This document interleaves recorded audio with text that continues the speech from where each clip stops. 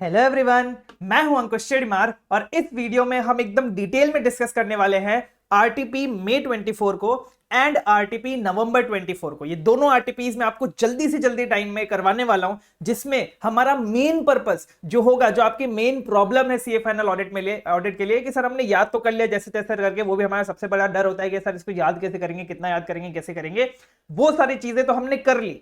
अब जब हम क्वेश्चन पेपर लेके बैठ रहे हैं तो हमें समझ ही नहीं आ रहा कि ये क्वेश्चन क्या पूछ रहा है। अगर सपोज हमें समझ में आ गया और हमने वो आंसर लिख दिया तो आईसीएन ने तो और 2-3 पॉइंट्स लिख रखे हैं, या फिर हमने जो लिख दिया वो तो मैच ही नहीं कर रहा जो आईसीएन ने आंसर लिखा है।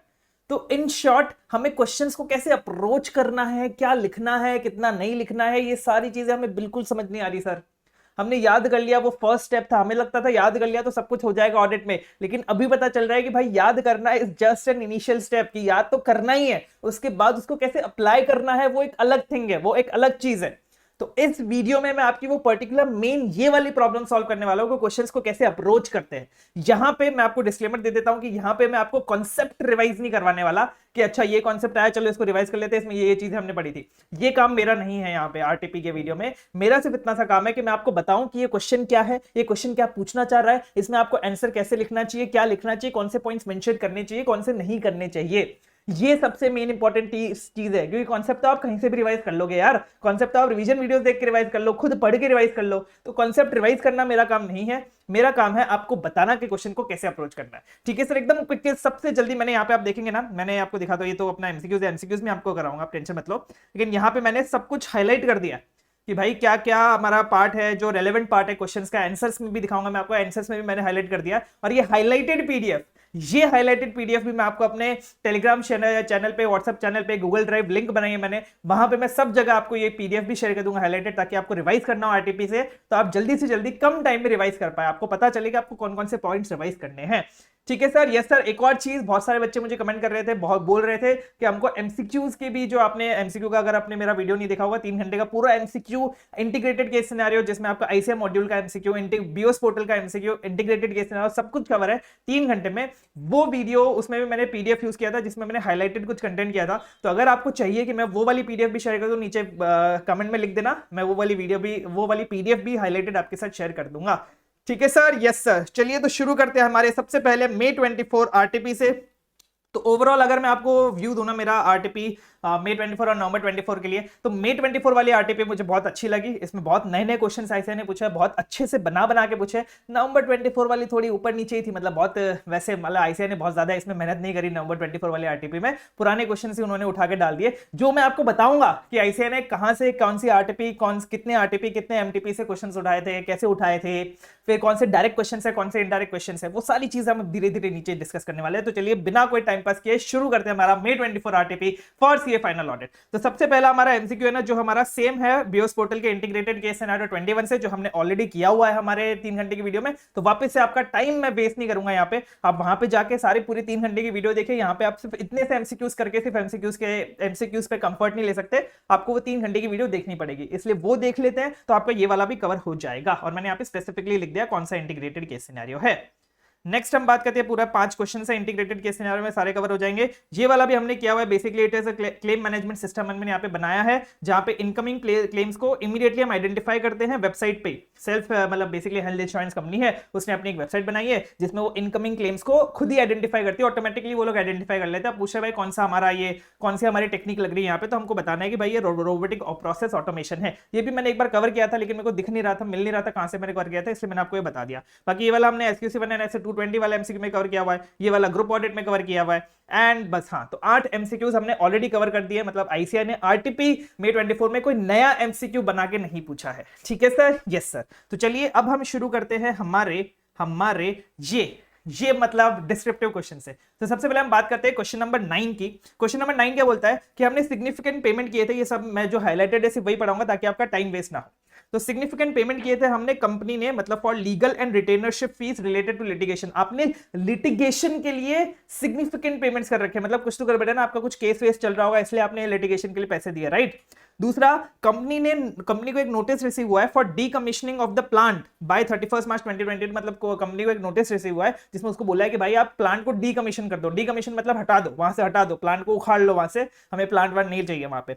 But it had challenge decommissioning order in high court, and उसने डीकमिशनिंग ऑर्डर जो हाई कोर्ट में चैलेंज किया हुआ है, एंड मैटर जो अभी पेंडिंग है। मैटर क्या है? पेंडिंग है। अगर, और ये जो कंपनी, ये जो मैटर पेंडिंग है ना कोर्ट केस के बारे में, वो कंपनी ने डिस्क्लोज ही नहीं किया है अपने फाइनेंशियल्स में, ठीक है। एंड ये जो प्लांट था, जिस प्लांट की यहाँ पे बात हो रही है ना, थिरुनेवेली कोई प्लांट है उसकी बात हो रही है, वो प्लांट का प्रोडक्शन हमारे 75% of the companies total production में काम आता है। इसका मतलब क्या कि अगर ये ऑर्डर हमारे अगेंस्ट आ गया तो हम 75% प्रोडक्शन हमारा कर ही नहीं पाएंगे, तो हम चलेंगे कैसे मार्केट में? ये है इवेंट्स एंड कंडीशंस, अगर आप थोड़ा सा भी लिंक कर पा रहे हो तो, ठीक है। ये ठीक है, अभी आप लिंक मत कीजिए इसको, अभी आपको ये ध्यान में नहीं आएगा।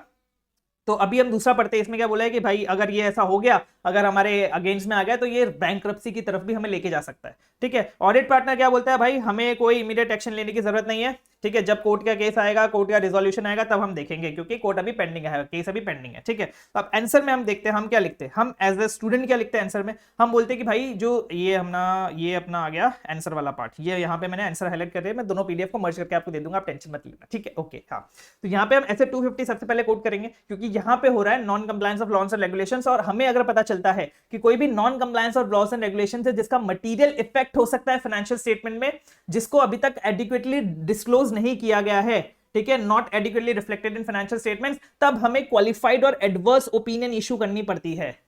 क्या? जब हमारा मटेरियल इफेक्ट होता है फाइनेंशियल स्टेटमेंट्स पे of non compliance with laws and regulations, तो इसकी वजह से, और इसका कोई प्रॉपर रिफ्लेक्टिंग मतलब कोई डिस्क्लोजर नहीं दिया हुआ है, तो उसके लिए हमें एडवर्स या फिर क्वालिफाइड ओपिनियन इशू करनी पड़ती है। अब एज ए स्टूडेंट मैं होता ना आपकी जगह, मैं भी इतना लिख के आ जाता, क्योंकि मुझे भी यहां से सिर्फ ऐसे 250 याद आता था कि हाँ भाई ऐसे 250 में non compliance with laws and regulation दिया गया, उसकी बात हम लिख देते हैं यहाँ पे। लेकिन यहाँ पे एक और पॉइंट जो आईसीए ने पकड़ा है, वो है गोइंग कंसर्न वाला। अगर आपको याद आ रहा हो, हमने गोइंग कंसर्न में अदर जो इंडिकेटर्स ऑफ गोइंग कंसर्न वाले जो हमने एग्जांपल्स पढ़े थे, उसमें फाइनेंशियल था, ऑपरेटिंग था, अदर था। अदर में हमने पढ़ा था कि अगर कोई लिटिगेशन है, क्लेम है कंपनी के अगेंस्ट, वो अगर वो कंपनी के अगेंस्ट रियलाइज हो जाता है, क्लेम हो जाता है, तो कंपनी उसको रीपे नहीं कर पाएगी। वो एक इंडिकेटर था ऑफ गोइंग कंसर्न, ठीक है। यहां पे अगर आप देखेंगे, पेंडिंग लीगल और regulatory proceedings against the company, अगर वो सक्सेसफुल हो गया तो ऐसा क्लेम आ जाएगा जो कंपनी सेटिस्फाई नहीं कर पाएगी, और ये है एग्जांपल ऑफ इवेंट्स और conditions that make cast significant doubt and entity's ability to continue as going concern, ठीक है। अब मैंने आपको वहां पे भी बताया था, जब हम ऐसे 570 कर रहे थे, तब मैंने आपको वहां पे भी बताया था कि आपको ये सारे एग्जांपल्स ऑफ इवेंट्स है ना, फाइनेंशियल, ऑपरेटिंग, अदर, ये सब रटने की जरूरत नहीं है। ऐसे 240 में भी जो हमारे पास फ्रॉड रिस्क फैक्टर्स के एग्जांपल्स है, वो आपको रटने की जरूरत नहीं है। आईसीआई क्या करेगा, उसका एक पर्टिकुलर पॉइंट उठाएगा, एक पर्टिकुलर पॉइंट उठा के कोई भी केस स्टडी में डाल देगा, और आपसे पूछेगा आप बताओ क्या करना है। तो आपको ऐसे आइडेंटिफाई करना है कि अच्छा ये गोइंग कंसर्न का एग्जांपल था सर्टेन मैटर्स का, ओ भाई, मतलब ये वाला आंसर मैं तो एज अ स्टूडेंट नहीं लिख के आता। तो अब इन सिचुएशंस में आपको, अब ये तो ठीक है, ये वाला तो मैं लिख देता यार, ऐसे 250 वाला, ये तो पता ही अपने को, लेकिन अब इन सिचुएशंस में आपको बता देता हूं। पहले होता था, पहले, ठीक है, पहले मतलब मेरे ख्याल से आप ओल्ड कोर्स तक मान लो, नवंबर 23 तक मान लो, मेरे ख्याल से, मतलब जितना मेरा एनालिसिस है, पहले नवंबर 23 तक ऐसा होता था कि हमें ऑडिट में मार्क्स के अकॉर्डिंग कंटेंट लिखना पड़ता था। ये बहुत बड़ी स्टेटमेंट मैं आपको बोल रहा हूं, शायद ये कोई फैकल्टी ने आपको नहीं बताया होगा, शायद उन्होंने इतना एनालाइज नहीं किया होगा, या फिर मैंने बहुत ज्यादा एनालाइज कर लिया, आई डोंट नो दिस। आप खुद एनालाइज कीजिएगा, फिर दिमाग लगाइएगा मैंने क्या बोला है। मैंने ये बोला कि ऑडिट में पहले होता था कि आपको मार्क्स के अकॉर्डिंग कंटेंट लिखना है, या फिर आपको सिर्फ और सिर्फ रेलेवेंट कंटेंट लिखना है, सिर्फ और सिर्फ डायरेक्ट कंटेंट लिखना है। लेकिन अब से, मतलब May 24 के बाद से, इवन May 24 का पेपर अब देखेंगे, उसमें सजेस्टेड आंसर देखेंगे, भर दिया उन्होंने पूरा, और आप इतना लिखेंगे ही नहीं, और उन्होंने मार्क्स काट दिए उसके चक्कर में कि भाई मैंने तो सब कुछ लिखा था, लेकिन आईसीआई ने सजेस्टेड आंसर भर दिया। तो मैं ये नहीं बोल रहा कि आप सजेस्टेड आंसर भर दो, मतलब आपका जो आंसर शीट है उसको भर दो, लेकिन आपको अलग अलग पर्सपेक्टिव से सोचना पड़ेगा। उस एग्जामिनेशन हॉल में, उस 3 घंटे में आईसीआई चाह रहा है कि आप अलग अलग पर्सपेक्टिव से सोचिए कि कौन सा पर्सपेक्टिव, कौन से पर्सपेक्टिव इस पर्टिकुलर क्वेश्चन में लगेंगे, ठीक है। जैसे हम क्या सोचते हैं कि भाई ठीक है, ज्यादा अपने को लिखने की जरूरत नहीं है, इतना ज्यादा ऑडिट में लिखने की जरूरत होती नहीं है, तो हम ऐसे 250 डाल के आ जाएंगे, लेकिन हमने 570 के बारे में सोचा ही नहीं। तो आपको ऐसे कुछ ऐसे पकड़ने पड़ेंगे जो आपको लगता है कि यार ये तो मैं मिस कर देता हूं, ये तो मैं दिमाग ही नहीं लगाता, ये तो मैं सोचता ही नहीं इनके बारे में कि ये भी एप्लीकेबल होगा या नहीं होगा। ऐसे कुछ ये आप ही आइडेंटिफाई कर सकते हैं, मैं आइडेंटिफाई नहीं कर सकते, मेरे लिए मैं कर सकता हूं, लेकिन आपके लिए आप ही कर सकते हो। तो आपको एसेज आइडेंटिफाई करने पड़ेंगे जिन एसेज को आप भूल जाते हो, लगाते ही नहीं हो, जिन एसेज को आप जनरली भूल जाते हो। वो तो एक कुछ होता है, जैसे फ्रॉड वाला ऐसे 240, तो उसमें हमको पता है कि भाई ऐसे सेक्शन 143(12) को भी हमें रेफर करना है, कारो के क्लॉज 11 को भी रेफर करना है, तो वो तो ठीक है, वो तो लाइन वाइज ही चलता है। लेकिन बाकी और जो चीजें होती है जैसे ये वाली, इसमें आप ऐसे 570 भूल गए, तो आपको अब ये ध्यान रखना है कि जब भी कोई ऐसे का क्वेश्चन आएगा, मुझे ये वाले ऐसे एक बार सोच के देखने की ये वाला ऐसे यहां पे लग रहा है या नहीं लग रहा है, समझे। दिस वाज द मतलब अगर मैं आपकी जगह होता ना एज अ स्टूडेंट, नवंबर 23 में इतना वो नहीं था मेरे ख्याल से, मई 24 के बाद ही आया है सब कुछ, तो अगर मैं आपकी जगह एज अ स्टूडेंट होता ना तो मैं ये लिस्ट जरूर बनाता कौन कौन से एसेज जो मैं मिस कर देता हूं जनरली। यहां से आपका बहुत बड़ा पर्पस सॉल्व हो सकता है, आई कैन गारंटी दैट। अगर ये आपने कर लिया ना तो आपका बहुत सारे मार्क्स बच सकते हैं, जबकि आपको आंसर पता है लेकिन आप वो लिखते नहीं हो क्योंकि आपके दिमाग में ही नहीं आता कि आंसर भी हो सकता है।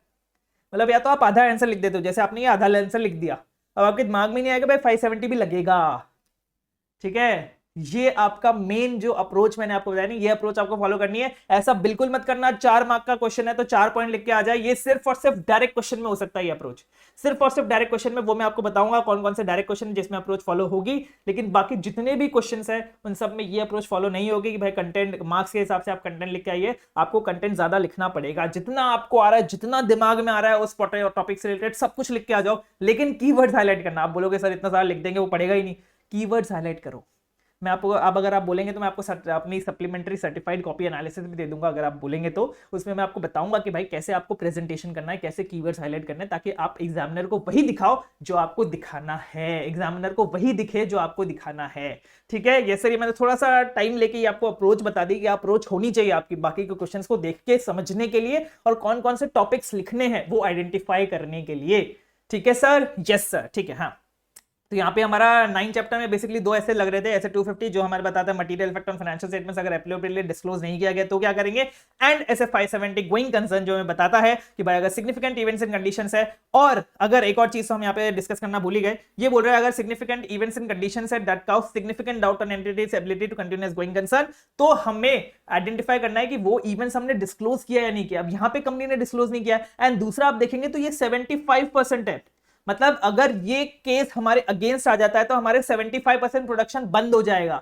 जिसका मतलब इसका मटेरियल इफेक्ट भी है एंड परवेसिव इफेक्ट भी है। अगर मटेरियल एंड परवेसिव इफेक्ट है तो हम यहां पे कौन सा ओपिनियन देंगे, एडवर्स ओपिनियन। इसका मतलब क्या, अगर मैं और थोड़ा सा डिटेल में जाना चाहूं तो इसका मतलब क्या होता है, ऐसे 250 के बारे में, ऐसे 250 तो बोलता है आप एडवर्स या क्वालिफाइड दोनों में से कोई भी दे सकते हो, लेकिन ऐसे 570 बोलता है क्योंकि ये परवेसिव है इसलिए आपको एडवर्स ओपिनियन ही देना चाहिए। इसका मतलब क्या, यहां पे एडवर्स ओपिनियन लगेगा, ठीक है। ये मैंने थोड़ा सा डिटेल में आपको बता दिया सारी चीजें क्योंकि ये इंपॉर्टेंट था। अब हम जल्दी जल्दी सारी चीजें कवर करने वाले हैं, ठीक है। यस सर, नेक्स्ट हम बात करते हैं, आपने रिकॉर्ड किया purchases amounting to 1.5 crore 1.5 crore जो कंपनी इनकॉर्पोरेट हुई थी 18 मार्च 2023 में। आपने 12 दिन हो गया ना, 18 मार्च से लेकर 31 मार्च, 13 दिन के अंदर अंदर 1.5 करोड़ की परचेजेस रिकॉर्ड भी कर ली। नई कंपनी बने हो, 1.5 करोड़ की परचेजेस आपने कर भी ली, चलो कर भी ली होगी मान लिया, लेकिन वो जो परचेजेस बुक हुई थी ना वो at the instance of one of the directors हुई थी, मतलब डायरेक्टर्स ने बोला कि परचेजेस बुक कर दो तो परचेजेस बुक हो गई, वाह, कोई पेमेंट नहीं किया, लैक ऑफ डॉक्यूमेंट्री, कोई एविडेंस कुछ भी नहीं हमारे पास। अब यहां से हमें थोड़ी थोड़ी स्मेल आएगी फ्रॉड की, यहाँ पे फ्रॉड किया डायरेक्टर्स ने क्योंकि हमारे पास एविडेंस ही नहीं है ना। अब यहाँ पे पूछ रहे हैं हमें कि how do you deal with this situation, तो आप इस सिचुएशन में क्या करोगे, तो यहाँ पे हमें थोड़ा थोड़ा फ्रॉड का लग रहा है कि यार डायरेक्टर ने फ्रॉड किया यहाँ पे क्योंकि एविडेंस ही नहीं है, तो इसलिए हम यहाँ पे ऐसे 240 कोट करके आएंगे। तो सर हाँ हमें 240 कोट करना है, हमें पता। अब देखो एक और बात मैंने आपको बताई थी, जब मैंने ऐसे 240 पढ़ा था, जब मैंने techniques for management overhead of controls हमने पढ़े थे, तब हमने उसमें देखा था बहुत सारे ऐसे टेक्निक्स से अलग अलग, तो उसमें मैंने आपको बताया था कि आपको ये लिस्ट एज सच याद रखने की जरूरत नहीं है, करना हो तो कर लो लेकिन ऐसे याद रखने की जरूरत नहीं है। आईसीआई क्या करेगा, उसमें से एक पॉइंट उठाएगा और उसकी केस स्टडी बना देगा और आपको पता भी नहीं चलेगा कि ये पॉइंट इस केस स्टडी में पूछा गया है। एंड यहां पे भी यही हुआ है। डायरेक्टर कौन है, मैनेजमेंट क्या कर रहा है, अपने कंट्रोल को ओवरराइड कर रहा है क्योंकि वो बोल रहा है अपने परचेज मैनेजर को या जो भी है जिसको बोल रहा है कि भाई परचेजेस बुक कर दो, ठीक है। डायरेक्टर मैनेजमेंट अपने कंट्रोल को ओवरराइड कर रहा है, कैसे ओवरराइड कर रहा है, creation of fictitious journal entries, उसमें एक पॉइंट हमने पढ़ा था creation of fictitious journal entries particularly at period end पे आप क्रिएशन करते हो फिक्टिशियस जर्नल एंट्रीज का ताकि आप मैनिपुलेट कर सको ऑपरेटिंग रिजल्ट्स को, समझे। एक पॉइंट उठा के उन्होंने यहाँ पे डाला। अब अगर आप ये तो नहीं आएगा भाई, मैं एज अ स्टूडेंट होता मेरे को भी दिमाग में नहीं आता कि भाई ये वाला पॉइंट लगेगा यहाँ पे, मुझे इतना ध्यान में आता हाँ ऐसे 240 लगेगा, फ्रॉड के बारे में कुछ कुछ लिख देंगे अपन, लेकिन ये वाला स्पेसिफिक पॉइंट तो मुझे ध्यान में नहीं आता और यहाँ पे अपने मार्क्स कट जाते। तो अब आपको ऐसी चीजों को पढ़ना है, आपको सिर्फ याद करने से नहीं होगा, आपको उनका एप्लीकेशन पार्ट भी देखना पड़ेगा, जो अपनी पुरानी अप्रोच है उसको बदलना पड़ेगा।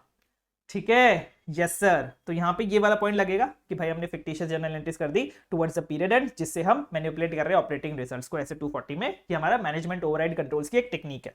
ठीक है, यस। अब इसमें क्या है, अब इसमें जब भी आपको ऐसे 240 का क्वेश्चन आना है, ठीक है, यहाँ पे हमने लिख दिया, यहाँ पे हमने गिवन केस का लिख दिया, फिर जब भी ऐसे 240 का क्वेश्चन आए आपको ये तो लाइन लिखनी है कि भाई अगर हमें कोई एक्सेप्शनल सर्कमस्टेंसेस हम एनकाउंटर करते हैं तो हमें आइडेंटिफाई करना है अपनी रिस्पॉन्सिबिलिटीज, पीआरएल रिस्पॉन्सिबिलिटीज आइडेंटिफाई करनी है। ये देखना है कि हमें अपने जिसने हमें अपॉइंट किया था उसको बताने की जरूरत है या नहीं है, विड्रॉ करने की जरूरत है या नहीं है, वो सारी चीजें हमने पढ़ी हुई है। मैं कॉन्सेप्ट आपको रिवाइज करने के लिए नहीं बैठा हूं यहाँ पे, लेकिन फिर भी आपको बता देता हूं कि हाँ आपको एक्सेप्शनल सर्कमस्टेंसेस वाला एक पैराग्राफ लिखना है। जब भी फ्रॉड का क्वेश्चन आएगा, आपको 143.12 का कोड देना है, वो 1 करोड़ से ऊपर हो तो अपने गवर्नमेंट, सेंट्रल गवर्नमेंट को बताना पड़ता है, वो वाला चीज। और जब भी फ्रॉड का क्वेश्चन आएगा, चौथा पॉइंट जो आपको लिखना है वो है क्लॉज 11 ऑफ पैरा 3 ऑफ कारो। ठीक है, ये सारा लिखा हुआ है उन्होंने, तो ये चीजें आपको याद रखनी है ऐसे 240 में जब भी कोई क्वेश्चन आएगा। ठीक है, नेक्स्ट हम बात करते हैं हमारा 11, क्वेश्चन नंबर 11। क्वेश्चन नंबर 11 क्या बोलता है, द इनिशियल मटीरियलिटी, जो हमने मतलब बेसिकली इसमें ऐसा हो रहा है कि हमने कुछ इनिशियली मटीरियलिटी का कैलकुलेशन कर दिया है, वो उसमें हमने क्या किया था, सेल्स के फिगर्स को एक्सपेक्ट कर लिया था, 12th मंथ के सेल फिगर्स को हमने एक्सपेक्ट कर लिया था। हमने सोचा था कि 11th मंथ तक सपोज 11 लाख हुए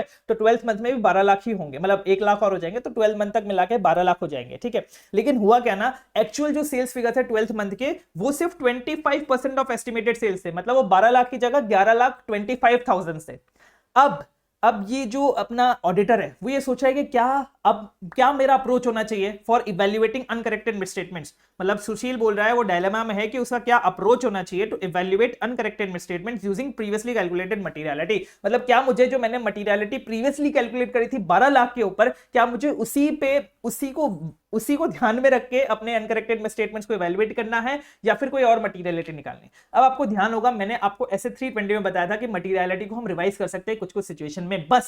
बस वही पॉइंट, एक इतना छोटा सा पॉइंट है, उस पर उन्होंने सारा आंसर बना दिया, सारा क्वेश्चन बना दिया बेसिकली।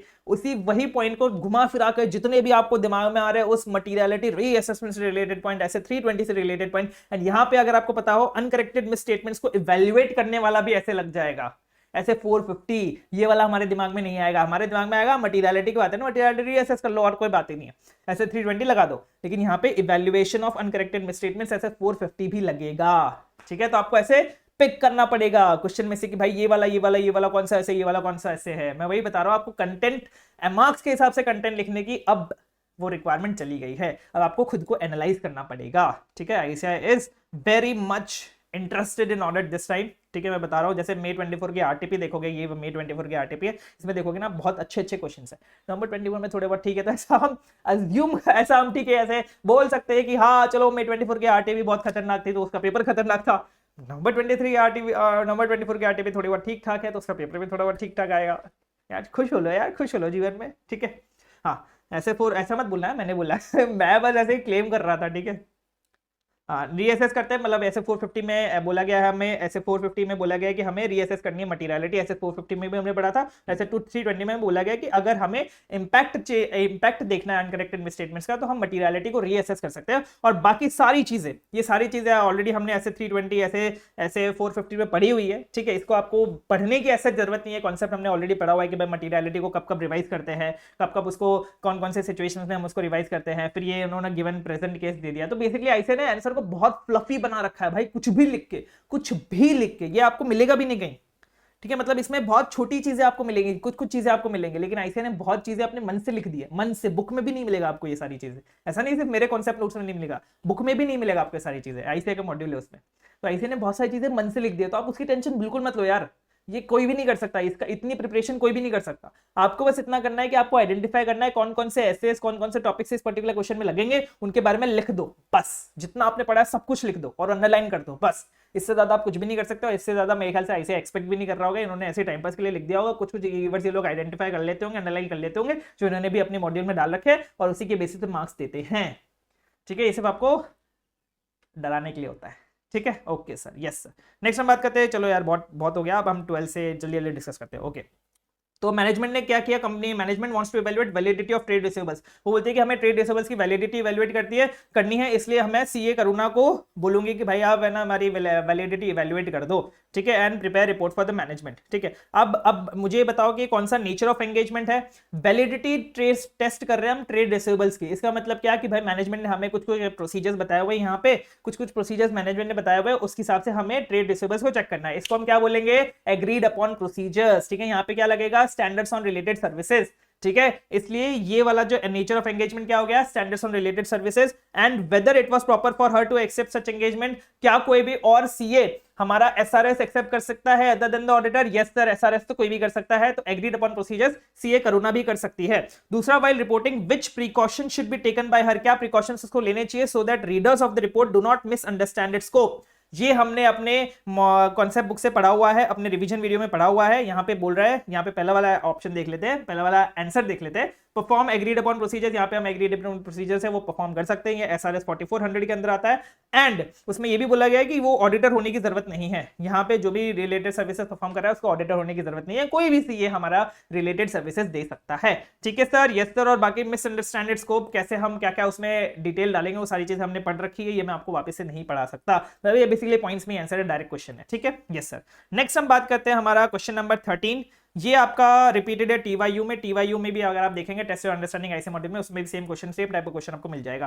ये बोला स्टार लिमिटेड ने आउटसोर्स करी अपनी payroll processing functions to service organisation Little Solutions Private Limited को, उसने आउटसोर्सिंग कर दिया, मतलब यहाँ पे SA 402 लगेगा, आपको याद आ रहा हो तो SAE 3402 भी लग सकता है, दोनों में से कोई तो लगेगा यहाँ पे, ठीक है। ये बोल रहा है तो ऑडिटर्स जो स्टार लिमिटेड के थे ना, मतलब जो अपने यूजर ऑडिटर है बेसिकली, वो श्योर होना चाहते थे description, design and operating effectiveness, अगर डिस्क्रिप्शन एंड डिजाइन होता तो क्या आती है, टाइप 1 रिपोर्ट, अगर अब यहाँ पे DDO है मतलब description, design and operating effectiveness भी है, इसलिए यहाँ पे क्या आएगी, टाइप 2 रिपोर्ट आएगी, ठीक है, of controls at Little Solutions without throughout the year. यहाँ पे बोल रहा है why the auditors of Star Limited, मतलब यूजर ऑडिटर्स को क्यों एक अश्योरेंस रिपोर्ट चाहिए फ्रॉम ऑडिटर्स और लिटिल सॉल्यूशंस प्राइवेट लिमिटेड, मतलब हमें सर्विस ऑर्गेनाइजेशन की रिपोर्ट क्यों चाहिए, सर्विस ऑडिटर की रिपोर्ट हमें क्यों चाहिए, तो हमें उसका रिलेवेंस बताना पड़ेगा। दूसरा, which engagement and quality control standard cost such kind of responsibility upon the auditor, और यूजर ऑडिटर पे कौन सा स्टैंडर्ड्स ये रिस्पांसिबिलिटी कास्ट करता है कि उसको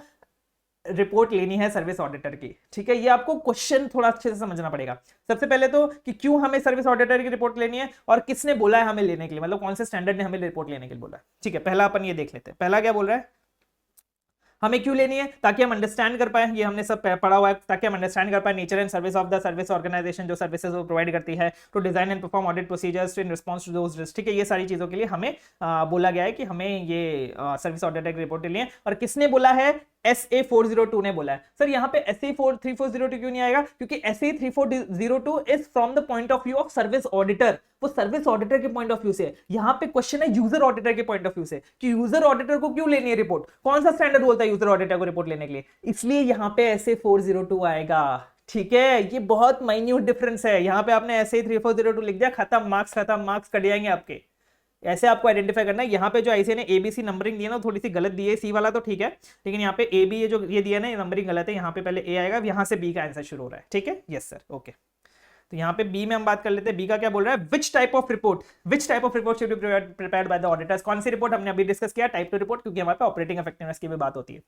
state the matters on which opinion is to be provided by the auditors of Little Solutions, मतलब ये जो लिटिल सॉल्यूशंस, वो जो सर्विस ऑडिटर थे उनकी बात हो रही है, Little Solutions is a service organisation, तो उसके ऑडिटर को कौन से मैटर्स पे रिपोर्ट देनी है, कौन से मैटर्स पे अपना ओपिनियन देना है, ये हमने ऑलरेडी पढ़ा हुआ है अपने SAE 3402 में, कि डिस्क्रिप्शन फेयरली रिप्रेजेंट करता है कि नहीं करता, कंट्रोल्स जो है वो सही है कि नहीं है, कंट्रोल टेस्टेड हमने कैसे किया था, उसका क्या डिस्क्रिप्शन था, ठीक है, सारी चीजें हमने पढ़ी हुई है, तो ये डायरेक्ट क्वेश्चन था बेसिकली, ठीक है। ये हमारा था क्वेश्चन नंबर 13। 14 बात करता है, ये 14 हमने डायरेक्ट क्वेश्चन है। अब ये जो मैं आपको यहाँ पे डायरेक्ट लिखा हुआ ना, ये बेसिकली दो क्वेश्चन है जिसका हमें सिर्फ लास्ट लाइन पढ़ के या फिर क्वेश्चन पढ़ के हमें बस डायरेक्टली आंसर करना, उसमें कुछ दिमाग नहीं लगाना, जो हमने याद किया होगा तो हमें याद आ जाएगा, नहीं तो नहीं याद आएगा, ठीक है। तो ये डायरेक्ट क्वेश्चंस जो, अगर आपको पता हो, मैंने अपनी क्वेश्चन बैंक भी लॉन्च करी है, उसमें मैंने पार्ट 1 रखा है, जो हमारे कॉन्सेप्चुअल, इंटरप्रिटेशनल, ये सारे जो क्वेश्चंस है जो अभी तक जो मैंने डायरेक्ट मार्क नहीं रखे, वो सारे मैंने कॉन्सेप्चुअल इंटरप्रिटेशनल क्वेश्चंस पार्ट 1 में डाले हुए। ताकि आप उन क्वेश्चंस को जल्दी से जल्दी और अच्छे से अच्छे पहली प्रायोरिटी में करके जाए, अगर आपके पास टाइम ना हो तो।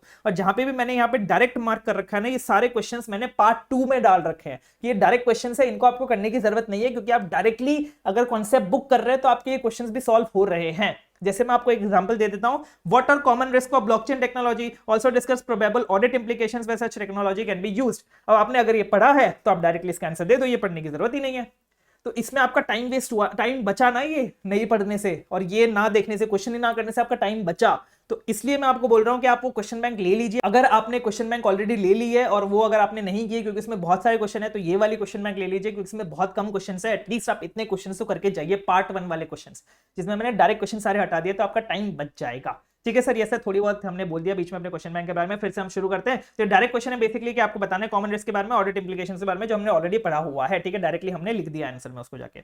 एक बोल रहा है कि हम ऑडिटर हैं शेड्यूल्ड कमर्शियल बैंक के, जब हम उसका इंटरनल कंट्रोल चेक कर रहे थे ओवर एडवांसेस, तो हमें पता चला कि भाई जो एसएमए है और एनपीए है वो फॉलोइंग सिस्टम है उनका, मतलब ऐसे एसएमए और एनपीए आइडेंटिफाई करने का फॉलोइंग सिस्टम है। सर हमने एनपीए तो पढ़ा था, लेकिन ये एसएमए क्या होता है? SMA are basically special mention accounts. ठीक है, स्पेशल मेंशन अकाउंट्स क्या बोलते हैं? Special mention accounts. ये वो अकाउंट्स होते हैं, जैसे सपोज एनपीए तो हम क्या करते हैं ना, एनपीए हम 90 दिन के बाद, यहाँ पे मैं लिख ही देता हूँ, एनपीए क्या होता है? एनपीए जनरली आप 90 दिन के बाद, आप अगर वो ओवरड्यू है 90 दिन तक ओवरड्यू है, तो आप हम उसको एनपीए मानते हैं। एक होता है हमारे पास एसएमए 1, इसमें भी तीन लेवल होते हैं, एसएमए 1, एसएमए 2, एसएमए 3। ठीक है, एसएमए 1 हम कब मानते हैं? 30 डेज। अब ये हम क्यों मानते हैं? क्योंकि हमें क्या होता है ना, हमें बैंक को मेंटेन करके रखना पड़ता है कि कौन सा अकाउंट एनपीए हो सकता है। तो उसके एनपीए होने से पहले ही बैंक उसको रिमाइंडर्स भेज के, नोटिस भेज के, कॉल करके आइडेंटिफाई, ध्यान, मतलब उसको बेसिकली रिमाइंडर करती रहती है कि भाई आपका ड्यू होने वाला है, ड्यू हो गया, इतना तारीख हो गया, आप पे कर दीजिए, ताकि उनका एनपीए ना बढ़ जाए। ठीक है, इसलिए वो एक सिस्टमैटिकली अरेंज करके चलते हैं। तो एसएमए 1 होता है आपका 30 डेज में, एसएमए 2 होता है आपका 60 डेज में, और एसएमए 3 होता है 90 डेज में। ठीक है, 90 डेज में आपका बेसिकली एनपीए हो जाता है। मतलब बेसिकली ये उसकी बात हो रही है कि SMA 1 is basically 0 to 30 days. जब भी आपका ओवरड्यू है, जैसे जिस दिन आपका ओवरड्यू हुआ वैसे ही वो एसएमए 1 हो जाता है। और एसएमए 1 कब तक रहता है? वो 30 डेज तक रहता है। फिर 30 डेज से 60 डेज तक आपका एसएमए 2 रहता है, एंड 60 डेज से 90 डेज तक आपका एसएमए 3 रहता है। ठीक है, यस सर।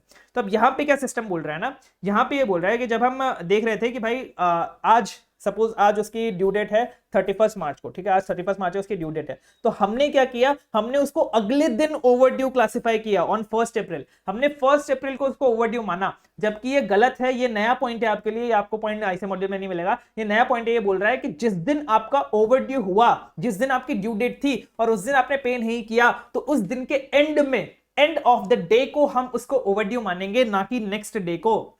ठीक है, यहां पे बोल रहे हैं कि हमने 31 मार्च को ड्यू था लेकिन उसने पे नहीं किया, तो हमने 1 अप्रैल से ओवरड्यू माना, जबकि ऐसा गलत है। हमें 31 मार्च से ही उसको ओवरड्यू मानना पड़ेगा, मतलब 31 मार्च को ही हम उसको एसएमए 1 में क्लासिफाई कर देंगे।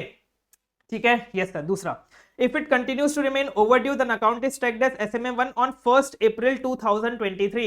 1st April 2023 को हम उसको SMA1 टैग करते हैं, जबकि ये गलत है। हमने देखा है भाई 30 डेज में हम उसको SMA1 टैग करते हैं। 30 डेज कहां से काउंट होंगे? इन्होंने 30 डेज काउंट कर लिए यहां से, जबकि हमें काउंट करने चाहिए 31 मार्च से। 31 मार्च से 30 डेज कब होंगे? 30 अप्रैल को। ठीक है सर, यस सर। तो 30 अप्रैल को हम उसको SMA1 काउंट करेंगे। नेक्स्ट हम बात करते हैं एसएमए 2 की। अब एसएमए 2 अगर वो कंटिन्यू रह रहा है, रिमेन ड्यू, ओवरड्यू फर्दर, तो इन्होंने एसएमए 2 क्लासिफाई किया 31 मार्च को। मतलब बेसिकली ये लोग ऐसा चल रहे हैं, 1 मार्च, फर्स्ट में से लेके 30 डेज अकाउंट करेंगे तो 31 में हो जाएगा। लेकिन हमारा तो 30 डेज कब खत्म होगा? 30 अप्रैल से लेके 30 डेज, विच इज बेसिकली 30 मई 2023 में मैं आपको सॉल्यूशन कराऊंगा तो आपको अच्छे से समझ में आ जाएगा। फिर ये बोल रहा है कि अगर और कंटिन्यू रहता है ओवरड्यू होने के लिए, तो हमने उसको एनपीए क्लासिफाई किया 30 जून 2023 तक। मतलब यहाँ पे इन्होंने बोला है कि यहाँ पे हमारे पास एसएमए 3 नहीं है, 30 डेज तक हो जाएगा तो एसएमए 1 हो जाएगा, 60 डेज तक हो जाएगा तो एसएमए 2 हो जाएगा। ठीक है सर, यस सर। अब हमें बताना है कि भाई ये जो कंट्रोल बैंक ने डिजाइन किया है, जो ऑटोमेटेड कंट्रोल, हमने बात करी इंटरनल कंट्रोल की, क्या ये सही है गलत है? हमने बोल दिया ऑब्वियसली गलत है सर, क्योंकि यहाँ पे ये लोग ओवरड्यू जब हो गया ना उसके बाद एक दिन बाद ये लोग क्लासिफाई कर रहे हैं हमें, जबकि उसी दिन क्लासिफाई कर देना चाहिए। ठीक है, यहाँ पे हमारा ड्यू है 31 मार्च को, तो हमें 31 मार्च को ही क्लासिफाई कर देना चाहिए ओवरड्यू। एसएमए 1 हमें क्लासिफाई करना चाहिए अप्रैल 30 को, क्योंकि 30 डेज बाद होता है। एसएमए 2 हमें क्लासिफाई करना चाहिए 30 मई 2023 को। एंड अगर वो फिर भी ओवरड्यू रहता है तो हमें एनपीए क्लासिफाई करना चाहिए इसके 30 दिन बाद, मतलब 29 जून को। ठीक है, यस सर, ये आपका थोड़ा नया पॉइंट था जो आईसीए ने पूछा था इस आरटीपी में। नेक्स्ट हम बात करते हैं क्वेश्चन नंबर 16 की, which is I guess very easy question. इसमें बोला गया ये हमारा एक एमटीपी, एक आरटीपी, एक टीवाईके में आया हुआ क्वेश्चन है। ठीक है, 3 बार आया हुआ क्वेश्चन है, लेकिन प्रीवियस से मतलब बेसिकली एग्जाम में आया हुआ नहीं है। ये बोल रहा है कि हमें बोला गया था परफॉर्मेंस ऑडिट कंडक्ट करने के लिए, लेकिन हमने क्या किया ना, हमने सारे एक्सपेंसेस चेक कर लिए, हमने ये देख लिया कि भाई सारे एक्सपेंसेस पब्लिक इंटरेस्ट में है, पब्लिकली एक्सेप्टेड कस्टम्स में है। ठीक है, मतलब आप ऑल इन ऑल ऐसा कह सकते हैं कि हमने थोड़ा बहुत प्रोप्राइटरी ऑडिट टाइप इसमें कुछ कर दिया, एक्सपेंसेस के टाइप। ठीक है, और हमने वो रिपोर्ट सबमिट कर दी सीएजी को, और सीएजी ने वो रिपोर्ट रिजेक्ट कर दी। आप मुझे ये बात बताइए, क्या परफॉर्मेंस ऑडिट में हम सिर्फ एक्सपेंसेस चेक करते हैं? नहीं सर, परफॉर्मेंस ऑडिट में हम बहुत सारी चीजें चेक करते हैं। इश्यूज जो हम चेक करते हैं, इकोनॉमी, एफिशिएंसी एंड इफेक्टिवनेस। ठीक है, उसमें बहुत बड़े बड़े स्टेप्स है जो हमने याद किए हुए हैं। सर ऐसे मत करो सर, इतना सा सिर्फ चेक करके मत जाने दो। इसलिए ये रिपोर्ट सीएजी ने रिजेक्ट कर दी है। आप बताओ कि ये सही गलत था या नहीं? मतलब ये बेसिकली सीएजी का एक्शन सही था या गलत था? हम बोलेंगे बिल्कुल सही था। हम फिर बताएंगे परफॉर्मेंस ऑडिट के बारे में। मतलब इसमें ना पूरा भर दिया इन्होंने, मैं आंसर आपको दिखाता हूँ। पूरा का पूरा आंसर इन्होंने परफॉर्मेंस ऑडिट में भर दिया है। मतलब बेसिकली ये बता रहे कि क्या हुआ था, फिर ये लोग बता रहे कि it does not align with essence of performance audit, मतलब ये परफॉर्मेंस ऑडिट नहीं है। फिर ये पूरा इन्होंने जो भी भरा है ना, ये पूरा इन्होंने परफॉर्मेंस ऑडिट के बारे में सब कुछ लिख दिया। सब कुछ जो आपके मॉड्यूल में नहीं है वो भी लिख दिया इन्होंने। तो आपको भी जो भी दिमाग में आया सब कुछ लिख देना परफॉर्मेंस ऑडिट के बारे में, मतलब ऐसे क्वेश्चंस में जो ऐसे क्वेश्चंस आ रहे हैं। ठीक है, यस सर। नेक्स्ट हम बात करते हैं क्वेश्चन नंबर 17 की। ये पूरा डायरेक्ट क्वेश्चन है। देखिए ये हमारे डायरेक्ट मॉड्यूल में आपको मिलेगा, या आपको इसमें कॉन्सेप्चुअल में नहीं मिलेगा, क्योंकि डायरेक्ट क्वेश्चन है, आपको इस पर टाइम वेस्ट करने की जरूरत नहीं है। सीए संजना रिसेंटली ज्वाइन करती है सीए चीफ इंटरनल ऑडिटर्स के लिए। ठीक है, और लिस्टेड कंपनी है वो। ठीक है, उसके सबऑर्डिनेट स्टाफ ने बोला कि आपको बताना आपके मतलब प्रायर मैनी ऑडिट इश्यूज थे, मतलब पिछले साल बहुत सारे ऑडिट इश्यूज थे जो हमने हाईलाइट किए थे प्रीवियस इंटरनल ऑडिट रिपोर्ट्स में भी, लेकिन वो अभी तक ओपन है। ओपन है मतलब क्या? अभी तक रिजॉल्व नहीं हुआ है, अभी तक उस पर किसी ने एक्शन नहीं लिया है। आप हमें बताइए कि क्या संजना की कोई रिस्पॉन्सिबिलिटी है प्रायर ईयर के ऑडिट इश्यूज के लिए, एंड उसको कैसे इस रिपोर्ट को, इस सिचुएशन को डील करना चाहिए। अब सर आप बोलोगे सर ये तो एनालिटिकल कॉन्सेप्चुअल है, इसमें कैसे आप डायरेक्ट क्वेश्चन लिख सकते हैं? अगर आपने पढ़ा हो, अगर आपने इंटरनल ऑडिट पढ़ा हो, तब आपको समझ में आएगा कि ये डायरेक्ट क्वेश्चन है। आपने अगर वो टॉपिक पढ़ा हो फॉलो अप वाला, एक्शन टेकन रिपोर्ट वाला, वो सारी चीजें, वो सारी डिट्टो की डिट्टो चीजें, इसमें कुछ चेंज नहीं करना, अपने को कुछ भी चेंज नहीं करना। वो सारी जो भी हमने चीजें पढ़ी थी ना एक्शन टेकन रिपोर्ट वाली, वो सारी चीजें हमको डिट्टो यहाँ पे कॉपी पेस्ट करनी है। कुछ हमें यहाँ पे दिमाग नहीं लगाना, सिर्फ हमें लिखना है कि भाई इस केस में क्या बोला गया, और बाद में हमें बताना है कि भाई उसको है ना प्रीवियस और ऑडिट इश्यूज देखने पड़ते हैं, उसको एक्शन टेकन रिपोर्ट बनानी पड़ती है प्रीवियस और ऑडिट्स की। फिर यहाँ पे हमने देखना पड़ेगा कि भाई फॉलो अप ऑप्शन देखना लिया कि नहीं लिया, वो भी चेक करना पड़ता है। अगर मैनेजमेंट ने रिकमेंडेशंस एक्सेप्ट कर ली कि नहीं कर ली, वो भी हमें चेक करना पड़ता है। तो सारी चीजें हमने ऑलरेडी इंटरनल ऑडिट में डिस्कस की हुई है। तो ये वाला क्वेश्चन जो है वो डायरेक्ट क्वेश्चन था, जिसमें हमें बताना था कि प्रायर ऑडिट इश्यूज के लिए इंटरनल ऑडिटर को क्या क्या चीजें करनी पड़ती है। नेक्स्ट हम बात करते हैं क्वेश्चन नंबर हमारा 18 की। 18 is basically your SDG and ESD assurance. उसमें बोल रहा है कि सेबी ने बनाया है बीआरएसआर, ठीक है, जो लिस्टेड कंपनीज के लिए मैंडेटरी है। It is an evolutionary step है ईएसजी के लिए। Discuss the nature of ESG reporting, मतलब हमें ईएसजी रिपोर्टिंग के बारे में बताना है। ESG is environment social governance, तो हमें एनवायरमेंट को एक्सप्लेन करना है, सोशल को एक्सप्लेन करना है, गवर्नेंस को एक्सप्लेन करना है, and how can corporate contribute to SDG goals, और कॉर्पोरेट कैसे कंट्रीब्यूट कर सकते हैं वो हमें बताना है, जो हमने ऑलरेडी कॉन्सेप्ट बुक में लिखा हुआ है, डिस्कस किया हुआ है रिवीजन वीडियो में, इसलिए डायरेक्ट क्वेश्चन है। ठीक है, यहाँ पे आप देखेंगे तो बेसिकली इन्होंने भी ईएसजी को पूरा डिस्क्लेम कर दिया कि भाई क्या एनवायरमेंट का मतलब क्या होता है, सोशल का मतलब क्या होता है, गवर्नेंस का मतलब क्या होता है, एंड लास्ट में लिख दिया कि भाई कंपनीज कैसे कंट्रीब्यूट करेगी, इनोवेट करके। ठीक है, इनोवेशन लाके कंपनी कंट्रीब्यूट करेगी एसडीजी गोल्स में। ठीक है, नेक्स्ट हम बात करते हैं, लास्ट जो हमारा टॉपिक है वो है प्रोफेशनल एथिक्स, और फिर हमारे आरटीपी बहुत जल्दी खत्म हो गया। मैंने आपको बोला था क्विकेस्ट वे पॉसिबल, लेकिन इसमें जो डिटेल्स वाले पॉइंट है ना, जो आपको अप्रोच कैसे करना है क्वेश्चन, वो भी मैं आपको बता रहा हूं साथ साथ में। ठीक है, जो डायरेक्ट क्वेश्चन है वो तो जाने दो यार, वो तो हम कॉन्सेप्ट बुक करके ही कर लेंगे। ठीक है, नेक्स्ट हम बात करते हैं कमेंट करना है following with reference to provision of chartered accountant act. नया क्वेश्चन है जिसमें मैंने यहाँ पे ये सब नहीं लिखा हुआ ना, यहाँ पे आप देखेंगे ये लिखा हुआ है, ये तो जहां पे ये नहीं लिखा हुआ समझ जाना ये नया क्वेश्चन है, ऐसे ने कभी नहीं पूछा आपने पहले किसी भी RTP MTP previous year question में। ठीक है, यस सर। सीए पंकज ने एक्सेप्ट किया professional work of acting as valuer for indirect taxes. आप वैल्यूअर बनने जा रहे हो इनडायरेक्ट टैक्सेस, और उसके लिए आपने फीस चार्ज करी on percentage of property value. अब आपको याद आ रहा हो कि हमने पढ़ा था कि भाई आप किसी भी चीज के लिए परसेंटेज बेसिस पे फीस चार्ज नहीं कर सकते। ये हमने पढ़ा था क्लॉज 10 पार्ट 1 फर्स्ट शेड्यूल में, लेकिन उसमें ही हमने एक रेगुलेशन नंबर 192 पढ़ा था, जिसमें हमने कुछ डिटेल्स पढ़ी थी जिसमें आप फीस चार्ज कर सकते हो परसेंटेज बेसिस पे, एंड उसमें एक चीज थी वैल्यूअर अंडर डायरेक्ट टैक्सेस। ठीक है, इसमें हमने यहाँ पे पढ़ा था valuer for the purpose of direct taxes and duties. ठीक है, फीस में भी चार्ज ऑन परसेंटेज बेसिस, इसलिए यहाँ पे ये गिल्टी नहीं होगा। ठीक है, ये ऊपर ऊपर से मैंने आपको सारी चीजें बता दी जो आपको लिखनी थी। एक और चीज ध्यान रख लेना कि ये बहुत स्पेसिफिक है इन द सेंस कि यहाँ पे वैल्यूअर फॉर डायरेक्ट पर्पस, मतलब वैल्यूअर फॉर डायरेक्ट एक्सेस पूछा, वैल्यूअर फॉर पीपीए पूछा, वैल्यू फॉर इंटेंजिबल एसेट पूछा, तो वैल्यूअर किसी भी और का होता तो नहीं होता अलाउड। डायरेक्ट एक्सेस, अब इनडायरेक्ट एक्सेस होता तो भी अलाउड नहीं होता। तो आपको ऐसे याद रखना पड़ेगा एक एक डिटेल में चीजें, तो अब आपको ये क्वेश्चन बनेगा। कुछ क्वेश्चन में था नहीं, बस आपको वो लिस्ट याद होनी चाहिए कहां पे आप परसेंटेज ले सकते हैं, परसेंटेज बेसिस से फीस। ठीक है, तो उससे आपको दो मार्क के 2 मार्क पूरे मिल जाएंगे। शायद 2 मार्क का क्वेश्चन होगा ये वाला, एंड ये 2 मार्क का होगा, 4 मार्क का बना देंगे मेरे ख्याल से। ठीक है, सी अनीता ने ज्वाइन किया as an audit executive in CA firm. उसने ऑडिट एग्जीक्यूटिव ज्वाइन किया, उसको बहुत सारे मल्टीपल रिमाइंडर्स मिलते थे आईसीआई से, लेकिन फिर भी उसने रिस्पॉन्ड नहीं किया about the appointment date, and उसने मेंबरशिप सर्टिफिकेट भी सबमिट नहीं किया हुआ है। मतलब आईसीआई ने कुछ भी पूछा, आपने उसको रिप्लाई नहीं किया। अगर आपको याद आ रहा हो तो हमने पढ़ा था शेड्यूल 1 में क्लॉज 2 ऑफ पार्ट 3, जिसमें हमने बोला था कि भाई आईसीआई को सारी चीजें आपको बता देनी चाहिए जो भी वो मांग रहा है। आईसीआई क्यों, बाकी सारी काउंसिल है, कमिटी है, डिसिप्लिनरी डायरेक्टर है, बोर्ड ऑफ डिसिप्लिन है, डिसिप्लिनरी कमिटी है, क्वालिटी रिव्यू बोर्ड है, एपलेट अथॉरिटी, इन सबको आप सारी चीजें दे दो जो भी वो मांग रहे हैं। ठीक है, तो आपने नहीं दिया है तो आप इसमें गिल्टी हो जाओगे। सिंपल, बस आपको ये क्लॉज याद आना चाहिए भाई, ये क्लॉज में हम गिल्टी हो जाएंगे। ठीक है, बाकी तो ये सिंपल सा आंसर था इसमें। ठीक है, नेक्स्ट हम बात करते हैं हमारा बी पार्ट क्या बोलता है कि हम एक चार्टर्ड अकाउंटेंट है, हमें सेमिनार में बुलाया गया था बैंक ऑडिट के ऊपर, जिसमें हमें प्रेजेंटेशन देनी थी, कंडक्ट कैसे हम बैंक ऑडिट कंडक्ट करते हैं। उसमें हमने क्या किया ना, हमारे क्लाइंट के एक्सपीरियंसेस शेयर कर दिए एंड सिग्निफिकेंट इंफॉर्मेशन शेयर कर दिया हमारे क्लाइंट के बारे में। वाह, तुम जा रहे हो किसी को लेक्चर देने और तुमने उनके भले के लिए बोला कि हाँ भाई उनको है ना अच्छे से समझ में आएगा इस टॉपिक के बारे में, इसलिए मैं अपने क्लाइंट की डिटेल दे देता हूँ, नाम वाम दे देता हूँ, ये क्लाइंट में मैंने ये काम किया था, उसमें ये गड़बड़ मिली थी, मैंने बैंक ऑडिट ऐसे किया था इस क्लाइंट के ऊपर, ऐसा आपने बता दिया। तो आप मुझे बता सकते हैं, आपको भी पता चल गया होगा कि अभी हमने जो ब्रीच किया वो है कॉन्फिडेंशियलिटी का क्लॉज।